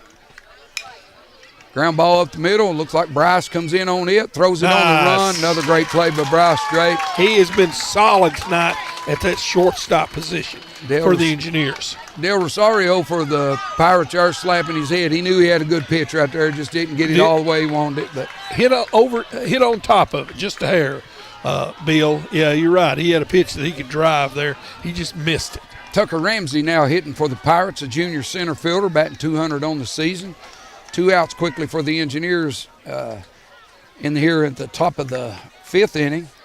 He grounded out to Berkeley Hardy back in looks like the 3rd inning, yes. Takes the first pitch for a ball. Jax finds himself behind 1-0, comes back with a fastball. Good Cooper job, Powell reaches Cooper up to get it, throw over to first base. And that'll retire the inning for the Pirates as they come up with no runs on no hits. They go 1, 2, 3, and quickly, Jeff, we're heading to the bottom of the 5th inning. I know, I like this so far. And we'll be back after another commercial break. The Estill County Sports Network would like to thank their sponsors and encourage you to choose the businesses and organizations that support the broadcast of our young athletes, including our platinum sponsors, the choice of the Engineers since 1889, Carhartt. Just know that you are taken care of wherever life takes you. CG Bank. Our gold sponsors, Mercy Health, Marcum Wallace Hospital, Friends and Family, caring for friends and family. Estill County EMA CSED, encouraging you to be prepared and have an emergency plan. Appalachian Wireless, better service and bigger savings.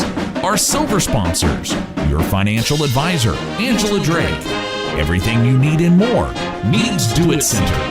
Uniquely Kentucky, Whitaker Bank. Every child succeeds. Our Estill County Board of Education. Our bronze sponsors, El Ranchito Mexican Restaurant. A little taste the whole family can enjoy. Estill Development Alliance, improving the quality of life for the citizens of Estill County. They love Engineer sports, so let's love them back. You're listening to the Estill County Sports Network. We're back for the bottom of the 5th inning here for the 56th District Championship game with the Engineers leading 5-0. Jeff, that's going to bring up Bryce Drake. The shortstop's made some great plays in the field for the Engineers tonight. For the Engineers out in the field at short. He had a base hit his last at bat as he takes the first pitch for a strike on the outside corner. Popped up to the second baseman back in the 2nd inning, and Bryce, good for us. He's only a sophomore this year. Hit one in the hole between short and 3rd. Curveball hangs him up right there for strike 2. Back in the 3rd inning, hit the ball in the hole there for a single. So he's 1 for 2 on the night. Quickly finds himself behind in the hole 0-2. Lacey Dixon probably reach back and grab one right here as he brings a little curveball away. Bryce doesn't give chase, so Good. it's 1 ball, 2 strikes. Very disciplined there by Bryce. You know, Jeff, laid off of it. You know, you seen us some on these curveballs. We did a good job. We kept our hands up and stuff. You know, you get them hands going forward, you can't hit a curveball. Fastball, drove over to right Look at field. here, And, good piece of hitting. I like that. Base hit for Bryce Drake, and as I said early on when I first started doing this with you, Jeff, we need him to come on, and he really has. He has. Not only in both areas, defensively and offensively, he has really stepped his game up, and it shows here. That brings up Mason Griggs, the designated hitter for the Engineers, batting .324 on the season. He's only a junior. Somebody asked me, did they think that Bryce would throw tonight? And I said, you know, statistically, if we look at the stats, he's had a good year pitching. Most people look at those stats. But you got senior Jackson East. You know who you go with. You got to go with your senior. Fastball comes down the middle, fouled back straight over our heads, Jeff. No can of corn for us. No. And statistically, probably Bryce has had the best year of all the Engineer pitchers. But you have got to go with the veteran, the guy who's a senior, the guy who took you all the way to the state tournament last year. Ground ball to third base. Powell County going to look to be turning 2. Turns it at first and comes up with it at second base. He calls him safe. Man, that might be a little makeup call for our little strikeout on Jackson East earlier in the ball game because I thought he had him right there. I did too. We'll take it. We'll take it, but fielder's choice for Mason. I thought they had him. Coach Spencer's not arguing that call. It was close. It was close. That brings up Mason Rader, sophomore first baseman for the Engineers. 0 for 2 on the night. We'd like to see Mason get a hold of one here. Yeah, fastball away. Mason takes up high for ball 1. Yeah, he is flew out to right field and he struck out last couple innings ago. But we got 1 out here in the bottom of the 5th inning with the Engineers leading 5-0 with a runner on first base. Fastball comes. It looked to me like he came off that pitch just a little bit. I was getting ready to say the same thing, Jeff. You know, that head kind of came out a little bit. You got to keep it down, go just right go through that the way. pitch. Take it to left center over there. Do that. 1 ball, 1 strike on Mason Rader. Takes the third pitch outside for ball 2. Lacey Dickens came in a couple innings ago for the Pirates. Has done a great job. He has. You know, we're fortunate. We got 2 left-handers. We can throw, besides throwing jacks, we got here Mason. He's a left-hander also throwing. So we got 2 good left-handers. That's big, I think, Bill. Could be big in the region. Swung at a fastball right there and missed. Evens the count to 2 balls and 2 strikes. And I'm like you. I think he needs to look to go that other way, quit pulling off of it. Good eye. Ball comes in outside. And his ball tails a little bit, and that's a great feature as a pitcher to have your ball that tails a little bit. It's harder to hit. Right. I played with a guy at UK, Kokar was his name, but, man, he throwed it, and it looked like he was in a tube the whole time. It was there just straight as can be. Oh, as Raider takes one. He didn't like that one. Looked like it might have been a little bit low, but it doesn't matter what we think. Yeah, that's right. It's strike He thought 3. it caught the knee, so it's strike 3. Raider goes down the second time in a row, striking out. You talked about ball movement like that, tailing away. To me, you see it a lot more with left-handers than you do with right-handers as much. And if you have that as a right-hander, that's just a added dimension to your repertoire of pitches that you got. Brings up Big Jackson East for the Engineers, pitching tonight for the Engineers, doing a well of a job, and he quickly finds himself ahead in the count, 1 ball, no strikes. Had a double that started off the big inning. Yes. For the Engineers there in the bottom of the 3rd inning. Struck out last time on a questionable whether it should have been foul or I thought not. he fouled it, but.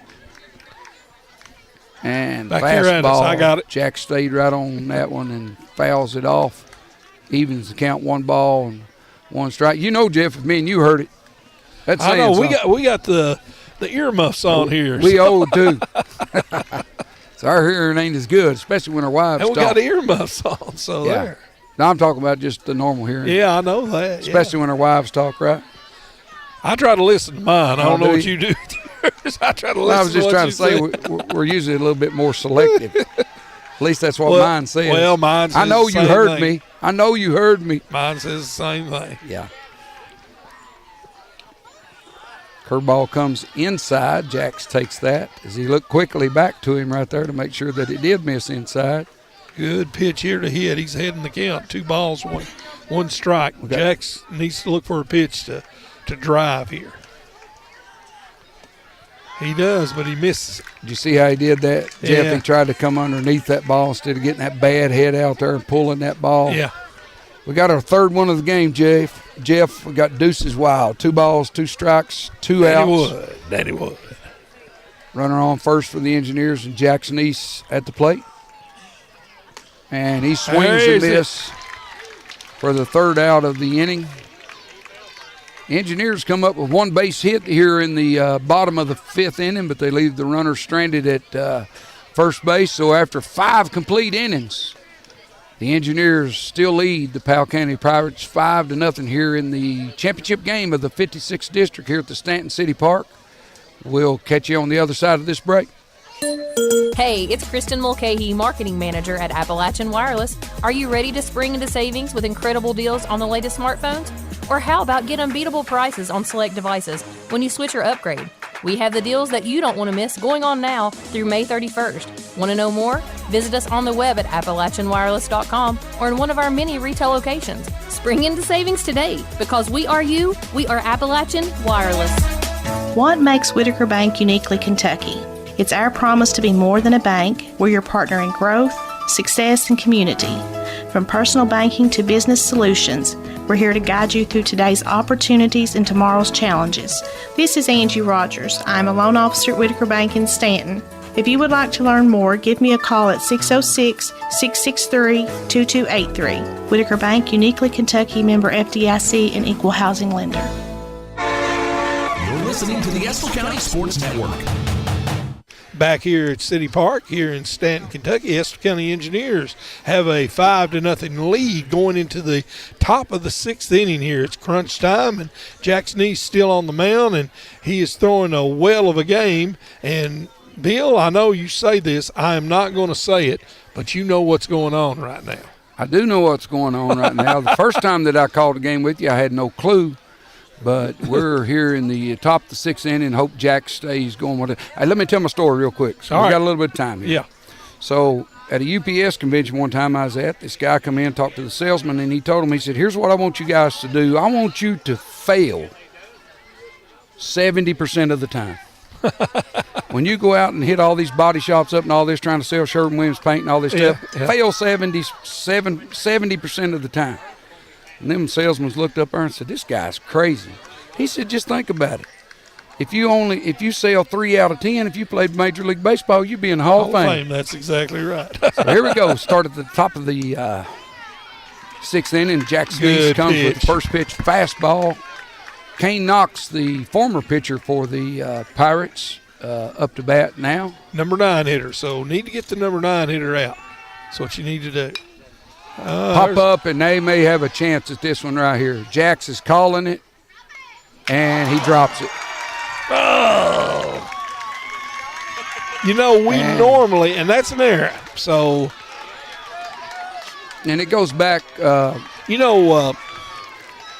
used to always, he didn't want our pitchers to catch the pop-up. Usually he wanted an infielder to do it. But I remember when John Kirby was on our team, he was an outfielder when he was not pitching, and he was a great outfielder. And anytime a pop-up was hit around John took it.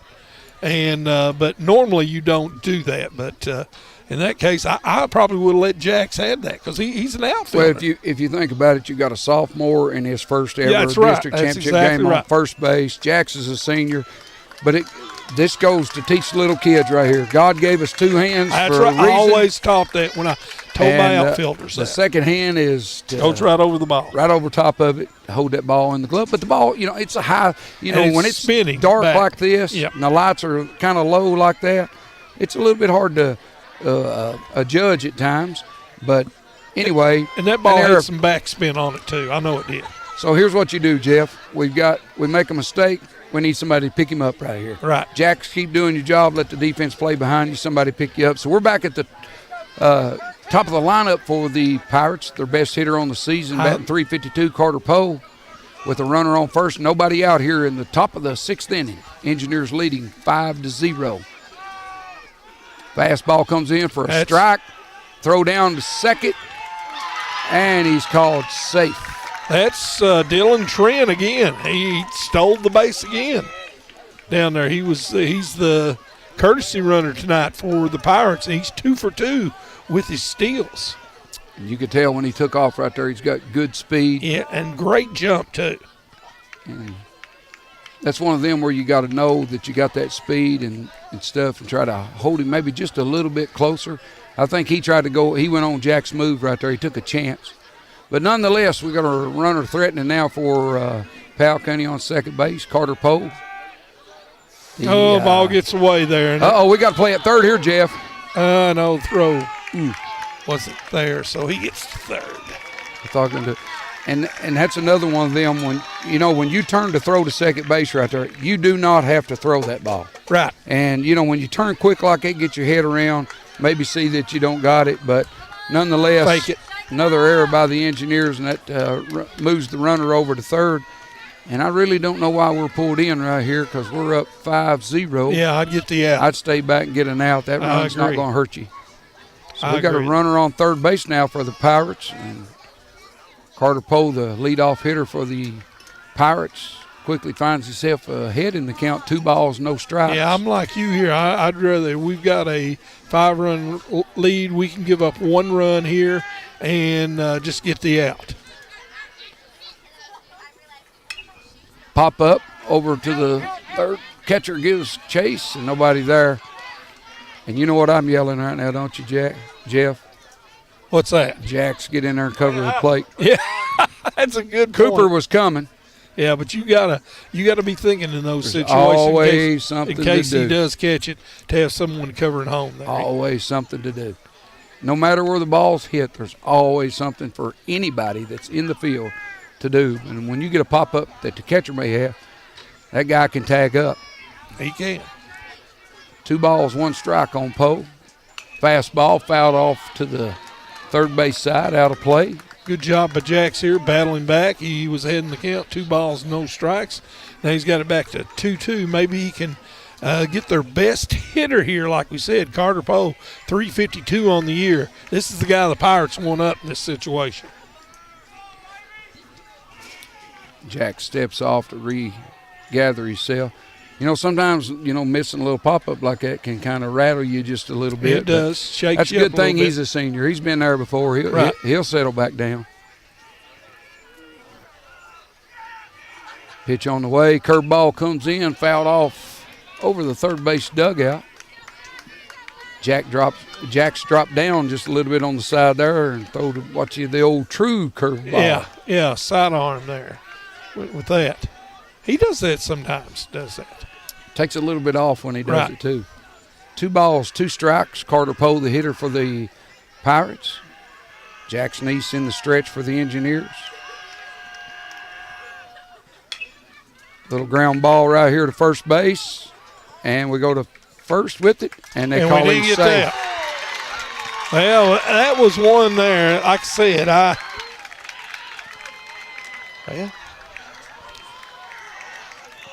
I really don't know why we were in right there, but nonetheless, I'll have to give him a hit on that deal. Yeah, nobody there, and bang, play it first. When he was there, and he just didn't have a foot on the bag. And that's the first hit of the game for the Pirates. He had a no-no going. Yeah, that's what we were talking about earlier, that we both knew and everything like that. You don't say it, but I wonder what they're discussing here. We need to stop the bleeding right here because we've got we got a 4-run lead. Get it out. We're throwing the ball everywhere right here. We dropped a pop-up. We throwed it away at second and let the guy get a good jump off first base to steal second base. We throw it away there, and then we get what you got to have. Now, that runner there doesn't really mean nothing, especially with no outs. That's right. We're looking for outs. You're counting down outs. We need 6 outs to bring home another 56 district championship game. But hopefully they settle in right here and regain their composure. It's going to bring up Levi Wells as we got a little work being done out there at second base. Must be something with the where they're putting the bag in there. Digging out the hole, and there it is. Reminds me of the old Qantas Park days. Done that many a time, right? Yeah, and I tried. If you noticed a while ago, I didn't pay no attention to you when you talked about the girls playing the region at home this year, starting next Saturday. You know what that means? That means a lot of work for me. A lot of work. Yes. Now I got to get it ready because I'm going camping. Okay. And then I'll be back on Monday if they need me. But Saturday it'll be hopefully be ready for them. Yeah, I just don't like this. Last time he done this, then he swung. I don't know. Cooper just looks. He's too far in, I think. Yeah, he needs to hold up right there just in case. Yeah. You can just gradually be coming right there. I just don't want him to get one hit hard at him right there. Yeah. Last time he did that and then pulled back and hit one to shortstop. That's right. So no balls, 1 strikes on Levi Wells. Powell County with the runner on first base. As Jax gives a look. He steps over to first base, throws over to Raider. And still got no balls, 1 strike. Nobody out here in the top of the 6th inning. The Pirates have already plated 1 run. Manufactured a run. They did. They manufactured that run. Attempted bunt there by Wells that goes foul. Quickly puts him behind in the count. No balls and 2 strikes. But well, last time over here, Estill County had the lead late in the game, and then Powell County came back and got a win. So you can't count these Pirates out. They are scrappy, and they're going to fight to the end. Always a good game when the Pirates and the Engineers come together. No balls, 2 strikes. Curveball comes in. It's popped up to left field. Logan Friend gives chase. He's got it. Good job, Logan. Get right under it. Hit your cut off. Good job. That ball come off the bat pretty good, but it died pretty quick, didn't it? So he must not have got as much of it as I thought he did. So that's the first out of the inning for the Engineers. I really think in the outfield there, especially the left side, with Dawson Moore and Logan Friend, both those guys have really good wheels, and they cover a lot of ground out there. Those 2 guys do. So here we are in the top of the 6th inning. The Pirates have scored 1 run on a couple errors by the Engineers, but we got 1 out now, and that brings up Drew Miller, the catcher, batting .323 on the season. They got 2 guys hitting over 300, and he's one of them. Fastball. That's one of them that makes you just. I don't know what happened there.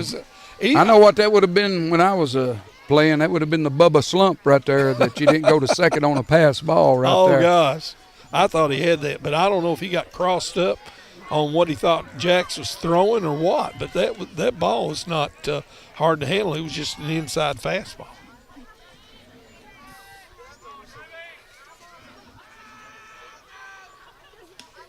Second pitch comes in a little bit outside. 2 balls, no strikes. Jack's finding himself a little bit behind in the count this inning. Do you think he's tiring any, Bill? I don't know. I'm telling you, Jeff, when he dropped that ball, it does something to your psyche.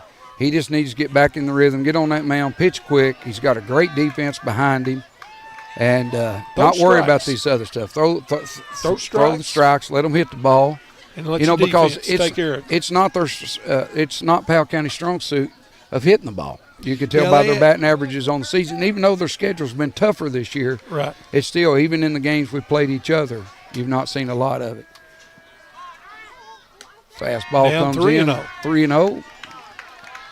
Only 1 out here in the top of the 6th inning. And Jack's the only inning tonight that Jack's has struggled any at all. He's been pretty much money the whole night. Yes, the whole night. But here we are, 3 balls, no strike. He just needs to come with it right down the middle and work it back to get a full count. And he takes a little throw over to first base. Well, there's no way, should be no way that Miller is swinging here, but I don't know. They're down 4 runs, 3-0 count. They want base runners. Runner goes, too, which blows my mind. Yeah, it's tough. Another stolen base. Especially on 3-0. You know he's coming with a fastball. But, they've got some kind of read right now on Jacks here. Definitely Dylan Trent does. He stole 2 bases here tonight, and that's the 3rd stolen base for the Pirates here. And they got a runner in scoring position now, Bill. 1 out, 3-1 count. Fastball right back at me right there, Jeff. Yeah, I was just ready. about got us. You notice I was down in the stance that Danny Wood would have taught us. You said that a while ago. You know our rule, and it's pretty much the rule. When you're behind like this, you're pretty much taking till you get a strike anyway. Yes, you're going to work do. his pitcher. Right. So that's the reason I found it odd that he stole on a 3-0 count. Yeah. Full count now. Jax has worked it all the way back to a full count. Need a great pitch from him right here. Fouled off. Ooh. That about took somebody's head off right there. Over in the stands. It looks like Jax's mama over there. She had those hands up. Old Jenny Joe would have hauled that in if it had been close enough. Yeah. She was ducking down. 3 balls, 2 strikes to Drew Miller, the catcher for the Pirates. Jackson East on the mound for the Engineers. Fastball down the middle, and that's drilled into left field. Smoked. That might be gone. Nope, it's in the gap. He's going all the way to 3rd right here. Triple, stand up, triple, sliding triple.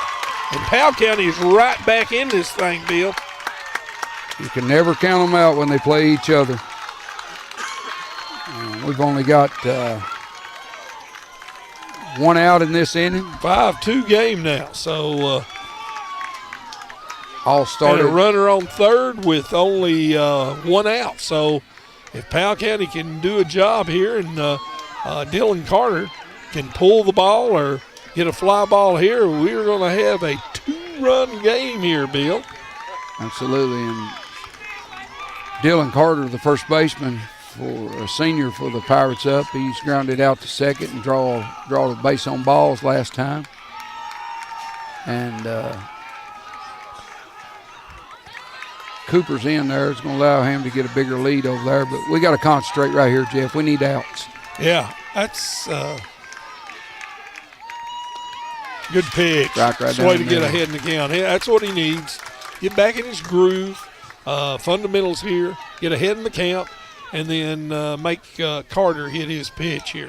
A strikeout. He needs it'd be big if he could get a strikeout here.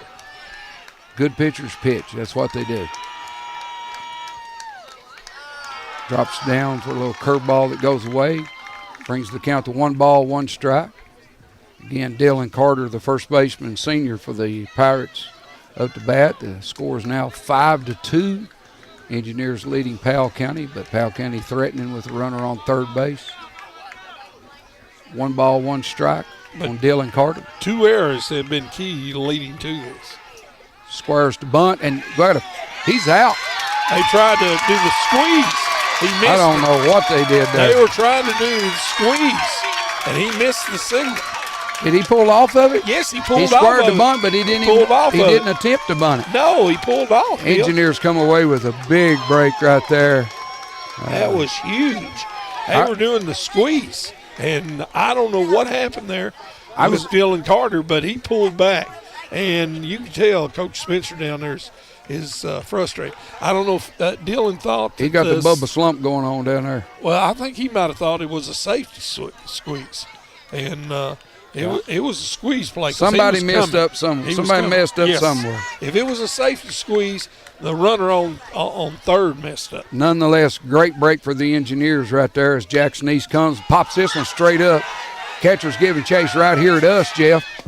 And it's a hard one. That's right up against the screen right there, and I'm like you. That's got to be caught underhanded right there. Turn your glove the other way there because you're right up against. That's a difficult play. You're exactly right on that. But the only way I think he had a chance to catch that one was to turn his glove the other way and try to catch it because he was right up against the And screen. I don't care what anybody says. If you've ever run up against a brick wall and you're running full speed, the natural instinct is to slow down a little bit because that wall's not going to give any. That's exactly right. 1-2 the count. Curveball comes in. Ground ball to Bryce Drake at shortstop. Fires over to first base. Nice. Good job finally, there, 3 Bryce. outs in the inning for the Engineers, but not before.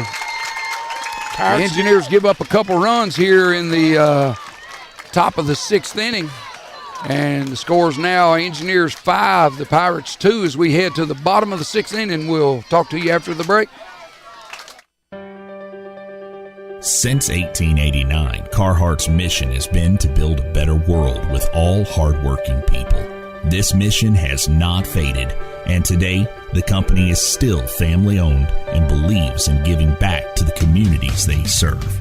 There's a long history of supporting the youth of Estill County, the Estill County school system, and the Area Technology Center. They're working to inspire, educate, and train the next generation. For career opportunities or to find a retailer near you, visit Carhartt.com. Carhartt, the choice of the engineers since 1889. Do you want to be a part of growing Estill County into a better place to live, work, and play? Then consider a tax-deductible contribution to Estill Development Alliance. For over 25 years, EDA has been working to improve the quality of life for the people of Estill County. Through a multitude of projects and programs, we work to make our hometown the best it can be. Learn more or make a donation by visiting estill.org. You're listening to the live broadcast of Engineer Sports. And welcome back. We're here at the Stanton City Park for the championship game of the 56th District, and scores 5-2. The Engineers lead the Pirates of Powell County as Pirates plated 2 runs at the top of this inning and to make it a ball game, Jeff. Yeah, that's right. And if you are watching this on Facebook Live and everything, we want to give a big shout out tonight to our tournament broadcast presenting sponsor, and that's Mercy Health, Marcum Wallace Hospital. They're the ones that are allowing us to show this Facebook Live. If you're seeing it online and everything, watching the game, it's because of them. And we do appreciate Mercy Health for sponsoring this district championship game here tonight. So very true, and I love them dearly, but I hate to go see them. Because usually when I was a kid and I had to go see them, that meant needed stitches. There you go. So here we are at the bottom of the 6th inning. Dawson Moore, the center fielder for the Engineers, leading off as he takes the first pitch for a strike. And even though Dawson Moore does not have a hit on the night, Bill, he has scored 2 of the 5 runs for Estill County, hit by a pitch and scored a run back in the 3rd, and then got the base on balls and actually came in on that 3rd strike. That was the error that was there that they had. Pop up straight back right there by us, Jeff, over to the right just a little bit. You notice that catcher, he's up and down, that head up and down. He's trying to find that wall. Oh, yeah. It's a long way back here, too, for a catcher. It is. And like you said, it's a brick wall. You don't want to run into the thing going full speed. You can do some damage to some bones. Dawson Moore, the center fielder for the Engineers, finds himself behind in the count, 1 ball, 2 strikes. Fastball comes, and he swings and miss. Dropped by the catcher, throws down to first base, and retires Dawson Moore for the first out of the inning for the Engineers. And that brings up senior Berkeley Hardy, batting .268 on the season. And Berkeley is 1 for 2 on the night with a sacrifice. He also had a double back in the 3rd inning, the big inning for the Engineers. He popped out to the shortstop. Lacey Dickens still on the mound for the Pirates. Brings the first pitch fastball, a little bit on the outside. And, ball 1. Between Dickens and also Knox on the night, they pitched well. That's the 8th strikeout that the Pirates pitching staff has got tonight, Bill. So they've had a well game. That 1 inning just really has killed Powell County. True, and a lot more of those strikeouts have come out since Dickens come in the ball game. Yes, they have. A hard thrower. Yes. And I honestly thought he would start for them tonight. But, again, they went with the senior Knox, and Estill caught up with him in the 3rd inning. Nice fastball pitch. Right down the middle to Berkeley Hardy. Makes the count 2 balls, 1 strike.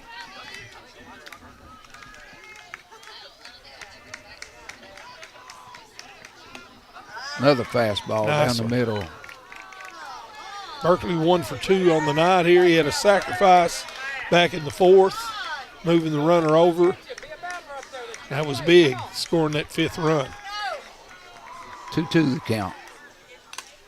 Fouls that one off. Ooh, that's stung. I think the catcher said, ow. Whew. Rang his bell a little bit there. Yeah, it don't matter how much padding you got on there. When something hits you that hard, it hurts. Miller there, but just like most all catchers, they're tough. They'll get back in there. Reminds me of one of the old toughest catchers we ever had in Estill County history, Bud Tucker. I was going to say, you got to say Bud tell Tucker. You right now, Bud Tucker, he's at home and he's saying amen. Thank you, Bill, for mentioning me. They wasn't a runner he could out that he couldn't throw out at second base except for myself, and he knows it. But Berkeley Hardy goes down swinging at the number 9 third pitch right there and gives us 2 outs in the inning. But I'm sure Bud's probably tuning in, listening to us tonight. But I got to throw batting practice for him when he was a senior. Coach Orr wanted a little bit of hard thrower to come in there and throw some batting practice. But it brings up Logan Friend, the best hitter for the Engineers. He takes one. Little chin music there. Way inside. That's 8, by the way, 8 strikeouts on the night there for Lacey Dickens. Man, 8 since he's come in, Bill. We've took way too many fastballs. You know that's what he's coming with. Yep. And he's getting more confident as the game goes, and I honestly think he's throwing harder. I think he's getting confident. He's getting relaxed. And like you said, he's just bringing it. And he's zoned in good. Counts 1-1 on Logan Friend. Fastball right on the outside corner. That was a nice pitch. Always love to hear that sound. I know. That's what I was going to say. And you hear that mitt pop, you know there's some smoke on it. 1 ball, 2 strikes. He reached back and got a little bit on that one. He did. That's a little Nolan Ryan Express there. 4th time tonight we got Deuces Wild. 2 balls, 2 strikes, 2 outs. Brought to you by Danny Wood Incorporated. Watch them cars over there, Danny. Somebody might be ready to play another round. Good eye. Full count. Payoff pitch will be coming here just shortly as Logan Friends worked it to 3-2. I'm sure Dickens going to come with another fastball right here. He's had confidence the whole night. And that's popped up out behind first base. Right fielder gives chase. Can he get it? I think he's going to get it. And he drops it. Oh. He drops it. And I'm telling you, nothing against them, but I'm telling you, with these lights as low as they are, pop-ups over here are difficult hard. Always to read difficult. Once they get above. So I don't ever go ahead. Danny Wood said he sent us a text message and said he thought the Bubba Slump, he thought that was a classic. He's dying laughing you saying that, the Bubba Slump. Oh, yeah. Telling our age when we talk about those things. Still got a battle going on right here with Estill's best hitter, Powell County's best pitcher. Ooh, takes it inside, draws a base on balls. Good at bat there by Logan. Battled back, got a walk. That's an excellent at bat. That brings up Hayden Worry, the right fielder for the Engineers, batting .429 on the season.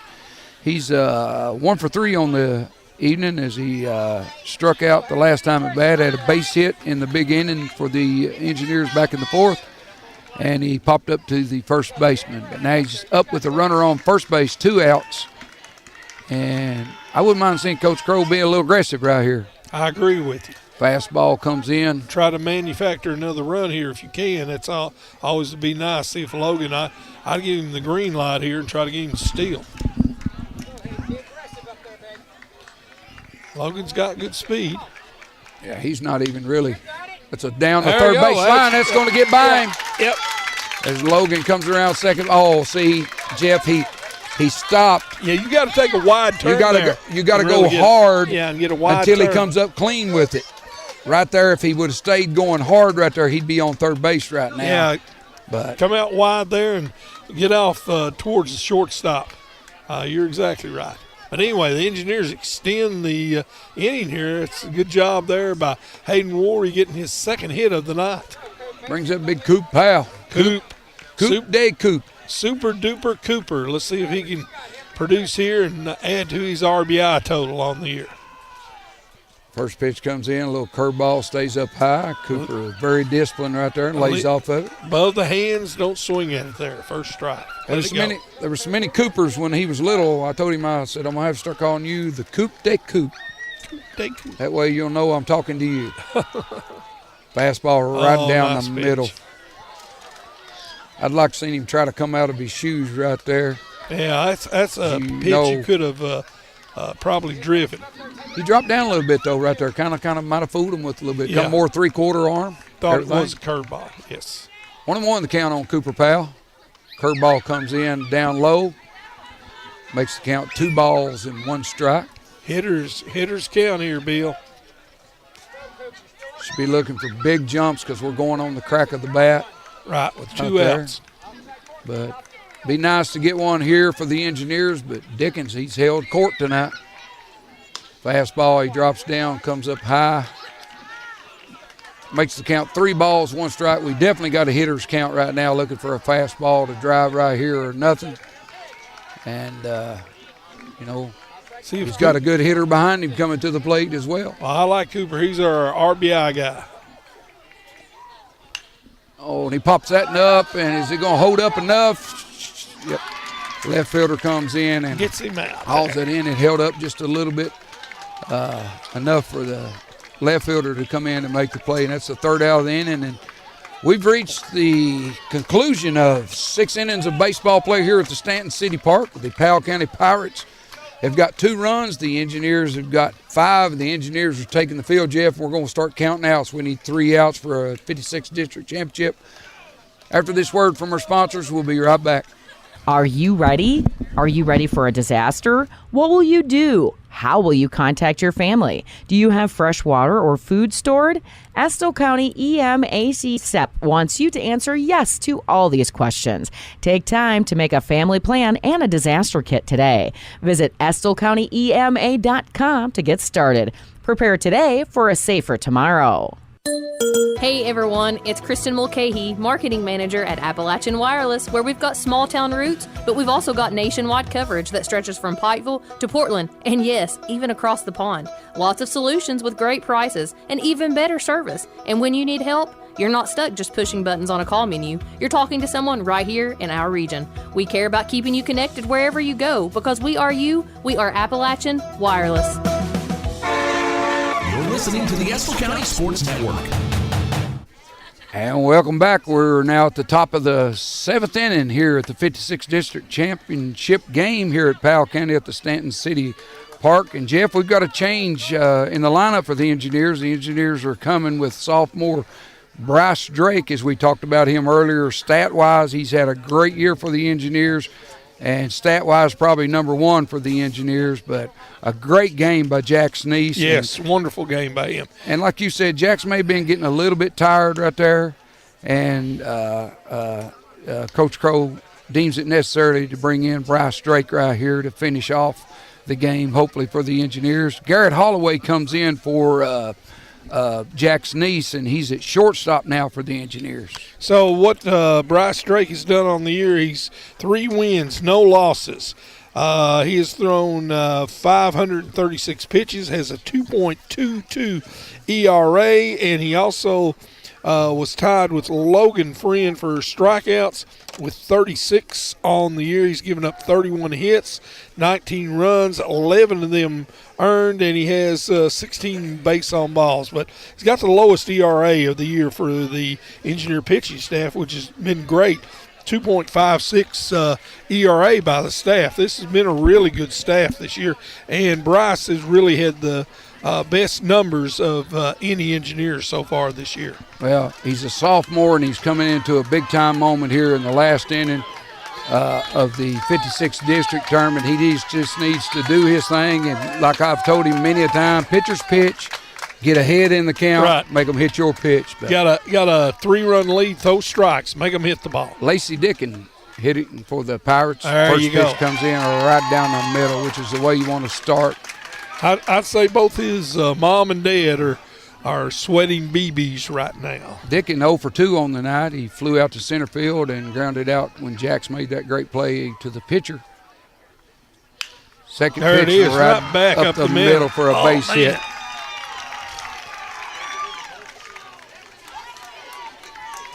Well, that's what Powell County wanted. That's what they want, starting off the inning with a base hit. So, but still, like we said, you got a 3-run lead here. Throw strikes and see if we can get 3 outs. We need 3 outs. That's what we need. That brings up the senior, number 10, Bo Begley, the second baseman for the Pirates, batting 153 on the season. He's grounded out to the shortstop 2 times tonight. All right, we're going to have a runner coming in here for Dickens, the pitcher. It's going to be number 18, and let's see who that is. That is number 18. That's Lance Rogers. He is a freshman that has come into the game to pinch run. Freshman coming into a big moment right here. That's right. That's always a little scary. He's probably got speed, but doesn't have a lot of experience, so we'll see what happens here. Nobody out. Runner on first base for the Pirates. Bo Begley at the bat. First pitch right down the middle for strike 1. Good job there by Bryce getting ahead in the count. I wouldn't be surprised here if let's see if Coach Withers what he dials up here. They were looking at a fastball, maybe a curve here this time. Bill, what do you think? Definitely, you know how it is. No matter how hard you throw, you got to change speeds. That's right. As he throws over to first base just to try to keep the runner close. So 80% of the infield right now for the Engineers, Bill, are sophomores. Good class. Definitely a good class. Fastball comes in a little bit down in the dirt outside for ball 1. 1 ball, 1 strike. Hey, it's always difficult here in these situations, no matter how much travel ball you played or anything, to be in a situation like this. A district championship on the line. It's added pressure, Bill. Absolutely. Next pitch comes Good, in. nice Fastball pitch. Swung and missed. Bryce has got himself ahead in the count now. 1 ball, 2 strikes. I'd like to see Cooper back up here. Yeah, he shouldn't be no threat to bunt right No, here. But stranger things have happened. Well, I would be back there and look for the double play here.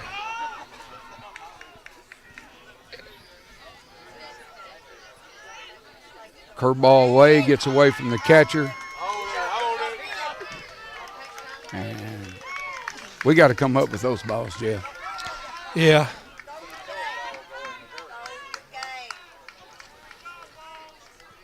This is one of the ones where you got to tell everybody to focus on the batter. We don't. That runner out there really means nothing That's right now. right.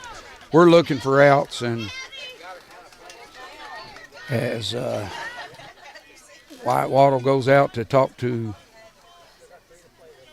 Drake to make sure we're on the right page of signals and stuff, because I don't know, he may have been crossed up right there because that's a ball that should have been caught. It wasn't that far outside. Yeah. So.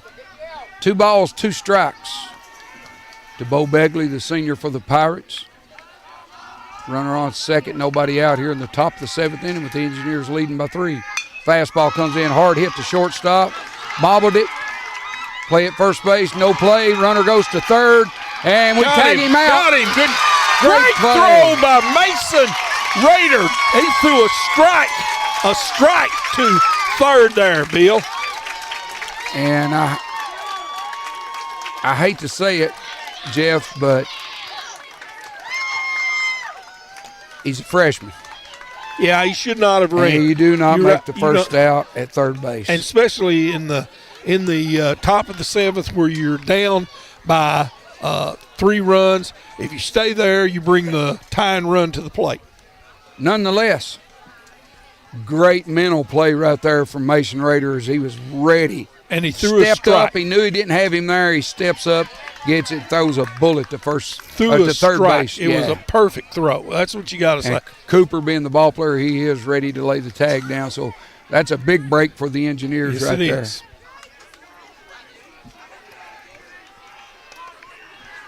1 out, 1 ball count, and this is Jordan. No. You don't do that. You know that, Bill. We want to keep the force out. Yeah, you want to keep the force out and play. Do not chance that. Hold on to the ball, and let's get this guy. If he hits a grounder, we got at least a force at second.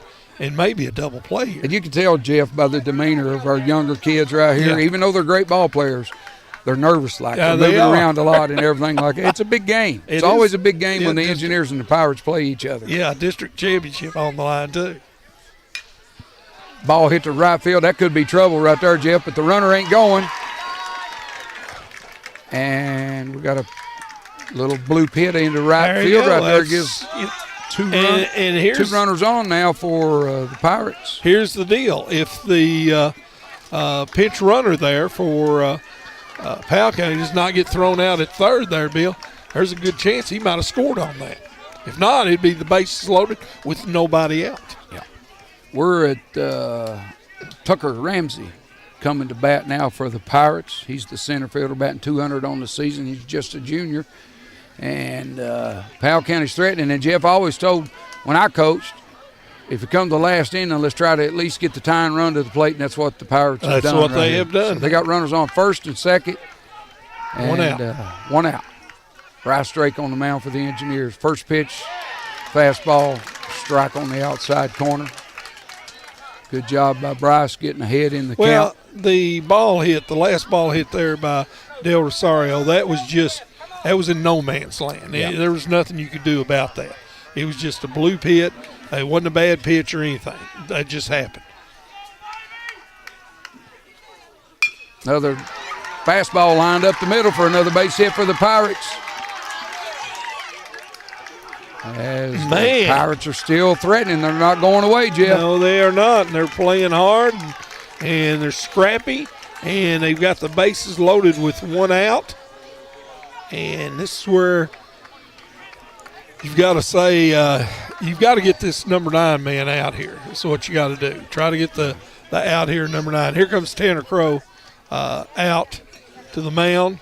He's going to talk to his pitcher here. And this is a good example, Jeff, though, for pitchers that you have to change speeds. Yes, I agree with you. And his ball doesn't have much tail on it. And they're just sitting there, and they're taking advantage of the fastball and hitting it right back up the box. Yeah, he's got to be able to get that curve over, too, like you say, and change the speeds and get the curve over. I think Tanner's just coming out and trying to calm his infield. Like I said, we've got 80% of the infielders out there besides Berkeley Hardy. Everybody else is a sophomore out here, including the catcher on the infield. So that's something here. You've got they're, like you said, they're wonderful athletes, great athletes and everything, but this is the first time they've been in a situation like this. Tanner's probably going out there trying to settle everybody down and trying to tell them, let's get it out here. That's Jeff, what we need. I think this is number 4. We might have a pinch hitter here for the Pirates. Let's see here. Strike right down the middle. It is. We have a pinch hitter. Let's see here, number 4, and that's Dylan Trent. He's batting now in place of Kane Cox, so it's Dylan Trent batting. He's the one that had 2 steals on the night. Bryce Drake ahead in the count. No balls, 1 strike. Next pitch comes in. Looks like he went. Ooh. He says no. We don't have replay. Get Ethan to work on that next year. They're not going to check in on that. Instant replay, yeah. I'm sure we can do that. 1 ball, 1 strike, 1 out. Here in the top of the 7th inning, the Pirates are threatening with bases loaded. Next pitch comes in, fastball right down the middle. Well, let's see here. I had Trent. I think he's not hitting, but 169 on the year. So he's hitting. He's got a low average, but he's always a threat. You're always a threat here. 1 ball, 2 strikes on Trent. What's he coming with, Bill? He should come with a deuce, but he better be big back there. He's still throwing the fastball. Now, I'm like you. I think you've got to change speeds here. But if he does, that's when you got to yell at the catcher. You got to be big back there. Ain't nothing gets by you. Block the runner, everything up. He's out. It doesn't matter if it's a drop 3rd strike. He's out. Yeah. But you got to block the ball to keep the forces out everywhere. Payoff pitch on the way. Curveball comes in. That was close, Bill. Just a little bit high. Just get on it. It's okay. Get on the mound and pitch. Yeah. And don't show no demeanor. That's right. No emotion. Get out there and make a pitch right here. 2 balls, 2 strikes on Dylan Trent. Fastball, he fouls it off. Oh, he just got a piece of that, just a piece of it.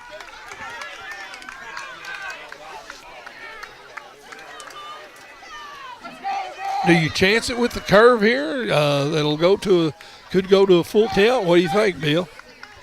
If he's got the confidence in it, and does the coach have the confidence in it? That's what it all boils down to. Yeah, I know. Fastball comes inside, he fouls it off. We got a battle on our hands right here, folks. Dylan Trent's come in, and he's behind in the count, and he's worked it to 2 balls and 2 strikes. Umpire signaling over to Powell County. He needs a few more balls. But we're in the top of the 7th inning with the Engineers leading 5-2, 1 out, but the Pirates are threatening with bases loaded. I think you got to come with the deuce here. That's what I think. He's seen fastballs all the time. I'd throw him the deuce. We'll see what happens. Fastball. Fastball. Woo-hoo! So much for my coaching.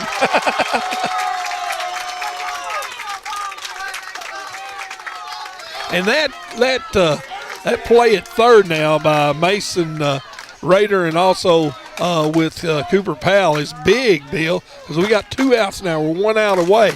That was huge. That just is a huge play here now, because this would have been bases loaded and probably a 5-3 game here. Well, Jeff, we got to play at any base.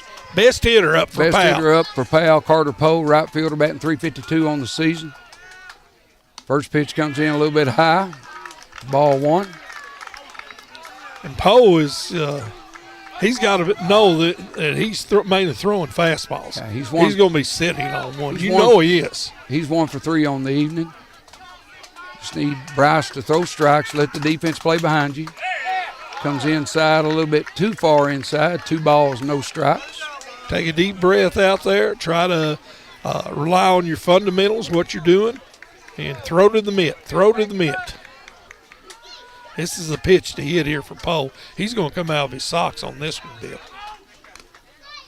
He hits him, Jeff. Oh, Lordy. Lord have mercy. Making this interesting. That's going to play the run for the Pirates and still leaves the bases loaded with 2 outs and now makes the score 5-3 and puts the tying run in scoring position, Jeff. Yeah, I know. And you got a senior up, Levi Wells, who's played 4 years over here at Powell County. So this is what you want, even though his batting average doesn't show that he's that good. I'm telling you, senior experience means a lot, Bill. You know that as well as me. We just need Bryce to settle down and throw strikes right here. Comes in, Still ball high. Levi Wells, the hitter. I think this is a catcher, too. You got to try to get some confidence there with your pitcher. Come on, you got it right here. 1 ball, no strikes to Levi Wells. And Bryce quickly finds himself behind. 2 balls, no strike. Looked like he tried to overthrow it just a little bit right there. He did. It looked like that when he was trying to guide it. That's what I thought there. So it doesn't matter, Jeff, what it is. It always boils down to the very last out when the Engineers and the Pirates play each other. Fastball catches right down the middle. There you go. That was good form there, good follow through. That's what he needs. So here we go. Woo, Bill. 2 balls, 1 strike on the hitter, Levi Wells, shortstop for the Pirates. Bases loaded, 2 outs. Cut the tension with a knife Top right of the now. 7th inning. Fastball hit to Berkeley Hardy at second. That's who you want it. It's over, baby. And he makes a play at first base, and the Engineers come away with another 56th District Championship game, but not before the Powell County Pirates make it very interesting, Jeff. Oh, yeah. And they every time we play, never one way or the other, neither team goes down without swinging, and they did. They give themselves a chance to win this ball game. You always say that with these two teams. You throw the records out. It's going to be a close game. It's going to come down to the last inning, and it's going to come down to the last out. And you just got to my hat goes off to both teams. Even though Estill County won this, This year, Powell County just they had no quit in them tonight, Bill, and they came out and fought to the bitter end. And the Pirates need to hold their heads high because they played a well of a game, and they should be proud of that, Coach Spencer and his team. Very true, Jeff. And what I'll say is I hope that they'll go back, maybe watch this game, and learn some of the lessons that you could do things a little bit better. Yep. Catch the ball 2 hands. Don't throw to a bag if you don't have to. Right. Know that you don't make the first out at third base. Don't make those little mistakes because they can add up. And that could have been the difference in that inning right there. So, yeah, it was. I think it was. Let's take a break and let you add up some stats here as they get ready to present all of the awards tonight, and we'll be back right after this. Hi, I'm Michael Bucky Wilson, CEO, President of CG Bank. Here at CG Bank, community means everything. It's why we do what we do. At CG Bank, we are your hometown bank, and we are here for you because we are you. We are not here just building business, but building relationships. That's community banking. That's my bank. Stop by any of our 7 convenient locations in Irvin, Richmond, Berea, London, or Stanton and see what community banking is all about, or visit us online at cg.bank. Citizens Guaranty Bank, member FDIC, an equal housing lender. Qualifications and rules may apply. See institution for details. I love playing sports, especially for my school. And that's because school sports are special. It's where it's safe to fail. It's where we're taught resilience, where our fear becomes confidence. It's where we learn to get back up after every fall. School sports are where 7.8 million students go from I can't to I can. Brought to you by the Kentucky High School Athletic Association and the Kentucky Athletic Administrators Association. You're listening to the live broadcast of Engineer Sports. The Estill County Sports Network would like to thank their sponsors and encourage you to choose the businesses and organizations that support the broadcast of our young athletes, including our platinum sponsors, the choice of the engineers since 1889, Carhartt. Just know that you are taken care of wherever life takes you. CG Bank. Our gold sponsors, Mercy Health, Marcum Wallace Hospital, Friends and Family, caring for friends and family. Estill County EMA CSED, encouraging you to be prepared and have an emergency plan. Appalachian Wireless, better service and bigger savings. Our silver sponsors, your financial advisor, Angela Drake. Everything you need and more. Needs Do It Center. Uniquely Kentucky. Whitaker Bank. Every child succeeds. Our Estill County Board of Education. Our bronze sponsors. El Ranchito Mexican Restaurant. A little taste the whole family can enjoy. Estill Development Alliance. Improving the quality of life for the citizens of Estill County. They love engineer sports, so let's love them back. You're listening to the Estill County Sports Network. Welcome back, everyone. We're here at the Stanton City Park where, Jeff, as always, the Engineers and the Pirates go right down to the very last out. And a game that at one point I thought the Engineers had well in hand. Jackson East was cruising right along for the Engineers. But credit goes to Lacey Dickon, comes in for the Pirates. Pitched a great game for them pretty in much relief. Yes. Holds Estill County at bay right there. And then we had one inning, Jeff, where we kind of had a couple errors, cost us some runs. And then after that, we come back, and we made a couple mistakes even in that last inning. But the big thing was the Pirates come out swinging the bat in the last inning. But the Engineers come away with the win tonight for the 56th District as they start the presentation. As right now they're recognizing Powell County for their awards for runner-up. But you got some stats you'd like to go over with us, Sure, Jeff? and I want to say one thing. This is a great rivalry. Over the years, I've been fortunate. I coached 6 years with Danny Wood over here, and it was always a great rivalry over here, both teams. Some years Powell County would get the best of us. Some years we get the best of Powell County. But it is an intense and great rivalry, and you can never count a team out in this. So my hat goes off to both teams because I thought they both played like true warriors tonight. tonight. For the Powell County Pirates tonight, really, they really did not get anything going, Bill, until the 6th and 7th inning. Powell County had 4 hits on the night and 3 runs, and 3 of those hits came in the 7th inning.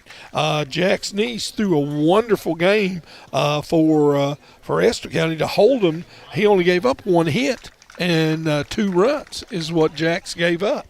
But a couple errors, like you said. Hat goes off again. You got to give Lacey Dickens credit. I think I had him down for, I think it was 9 strikeouts on the night after he came in. He came in and just shut Estill County down there after they scored 4 runs in the 3rd inning and just pitched a wonderful game after that. Now for Estill County on the night, Estill County had 5 runs and also had 9 hits on the night. Big run there was in the I think it was in the 4th inning when Dawson Moore, we manufactured a run. He walked. Berkeley Hardy moved him over. Then we also had the error by the catcher there where Dawson Moore was able to score, and I think that was huge. It gave a little breathing room there at the end for Bryce Drake. He had a 2-run lead instead of a 1-run lead there.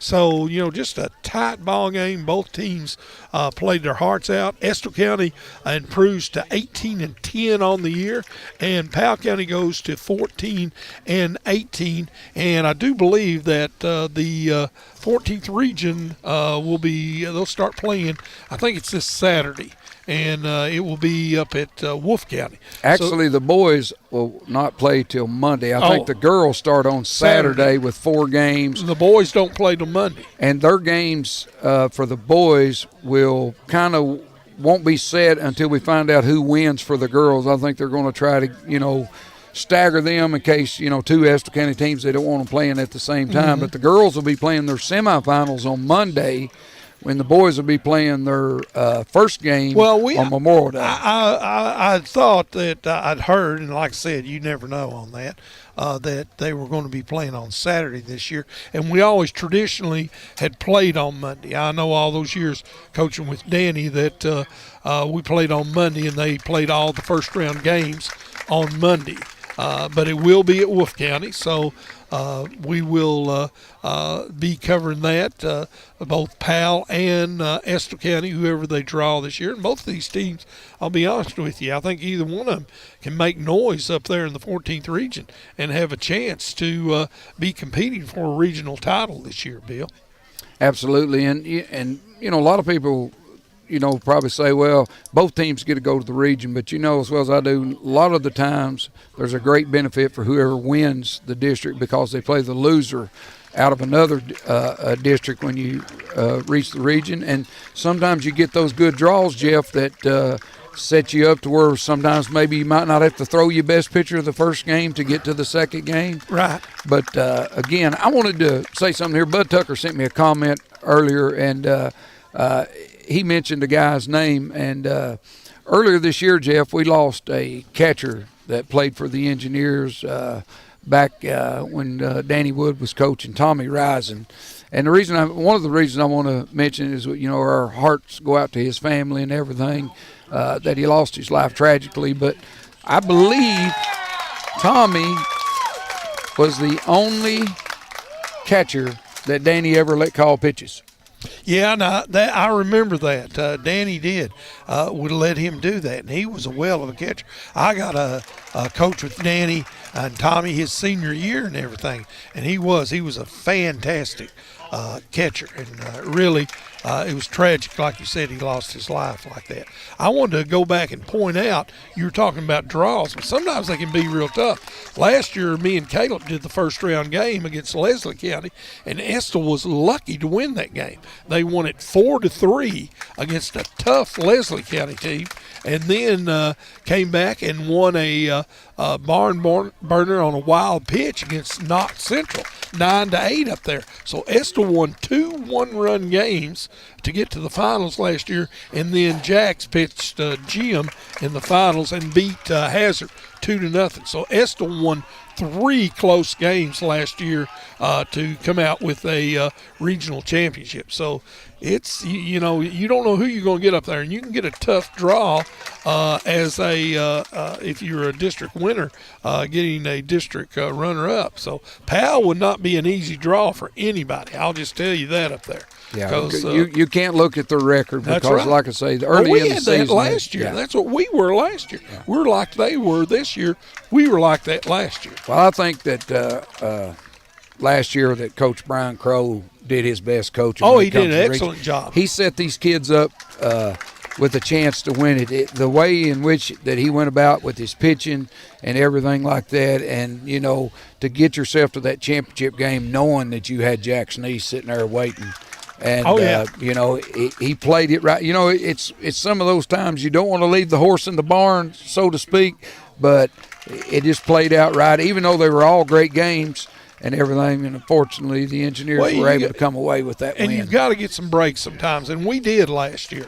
With the first 2 games, you know, we got some breaks that went our way, and we were able to pull out wins. And just a wonderful magic carpet ride last year. And I'm very proud of these Engineers. I'm proud of Coach Tanner Crow, 18-10 on the year, Bill. That's a well of a season there for your first year coaching high school basketball. Especially not to be able to play as much as they should have been able to play, but the rain it couldn't get consistent. And right. It's for every team. Powell County's the same way. They've had to, you know, play a couple games, wait a week, play a couple games here and there, in between, get rain outs here and there. But we're going to try to stay live here as they're presenting the individual awards right now to the Engineers, and we'll probably stay with you through all this as they do the most valuable players and the all tournament teams and stuff. Ethan said he wasn't ready to go home tonight, so said he's made a day of it. Might as well make an evening of it. Yeah, and doing that, it's been a you know, got over here. We originally thought we were going to do a 7 o'clock, and it got moved back to 8. So it's just baseball. Sometimes, as Jody Orr used to say, I know Danny had it on our T-shirts when we coached. He said that's just baseball. Yeah. So you just have to take what you get and just let's play 2. Yeah. And I can't say enough for Coach Tanner Crow that, you know, being his first year, you know, a couple years ago his dad asked him about coaching, about being a head coach, and Tanner wasn't sure of it at that time because, you know, bless his heart, Tanner had always dreamed of just being the assistant coach for his brother. Yeah. Until tragedy struck our family, and we lost Blake about 4 years ago this month.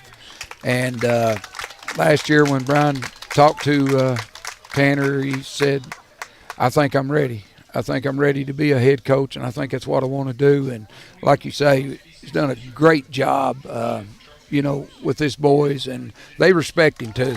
Yeah, they do. And like I said, that's in the Crow family.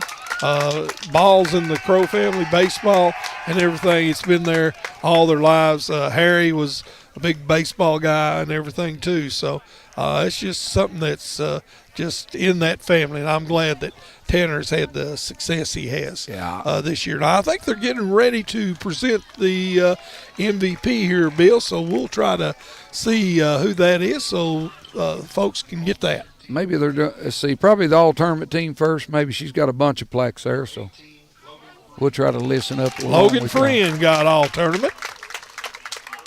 Logan had an excellent game, pitched the first game against Owsley. Rice. He had a great game.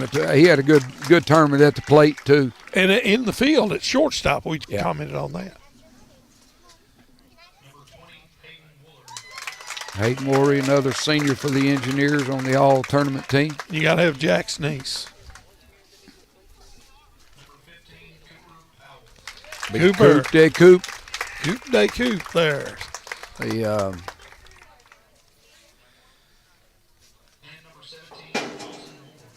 Dawson Moore. Dawson Moore, all right. Another one for the Engineers.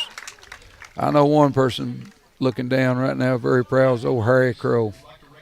You know I was his favorite son-in-law, right? Oh, yeah.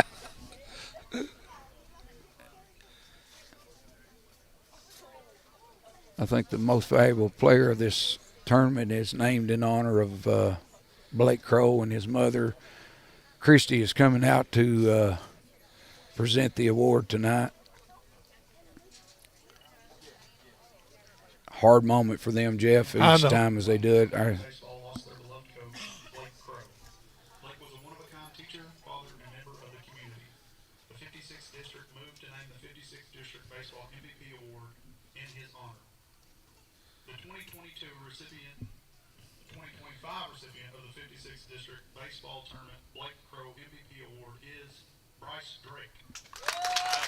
Bryce Drake got the MVP. So there we go. He had a well of a tournament all the way around. Yep. And there could never be a better tribute than to name this trophy after Blake Crow, because I have to tell people the story. There's nobody that worked harder to become a great baseball player than Blake Crow.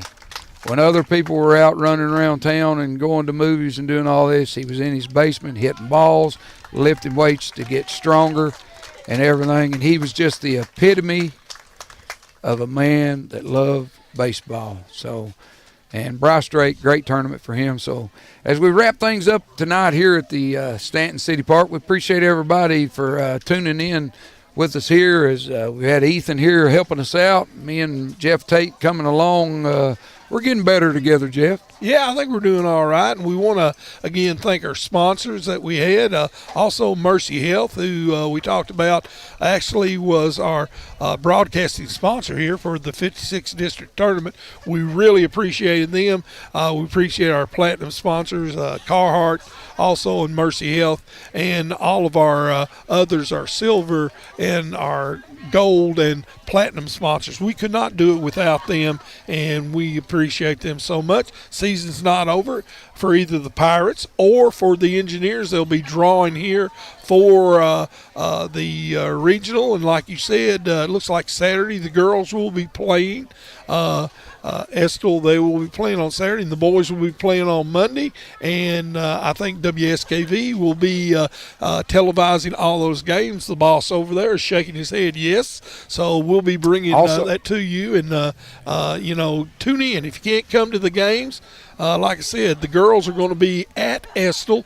The boys are going to be at Wolf. So if you can't come to the game, tune us in here on WSKV. And we want to thank everybody again for letting us bring this game to you and listening to us tonight. It's a well of a game. Always a great game when Estill and Powell County play. And congratulations goes out to the Estill County girls and the Estill County boys winning the 56th District champs. But nonetheless, the Pirates of Powell County will also be in the region, boys and girls.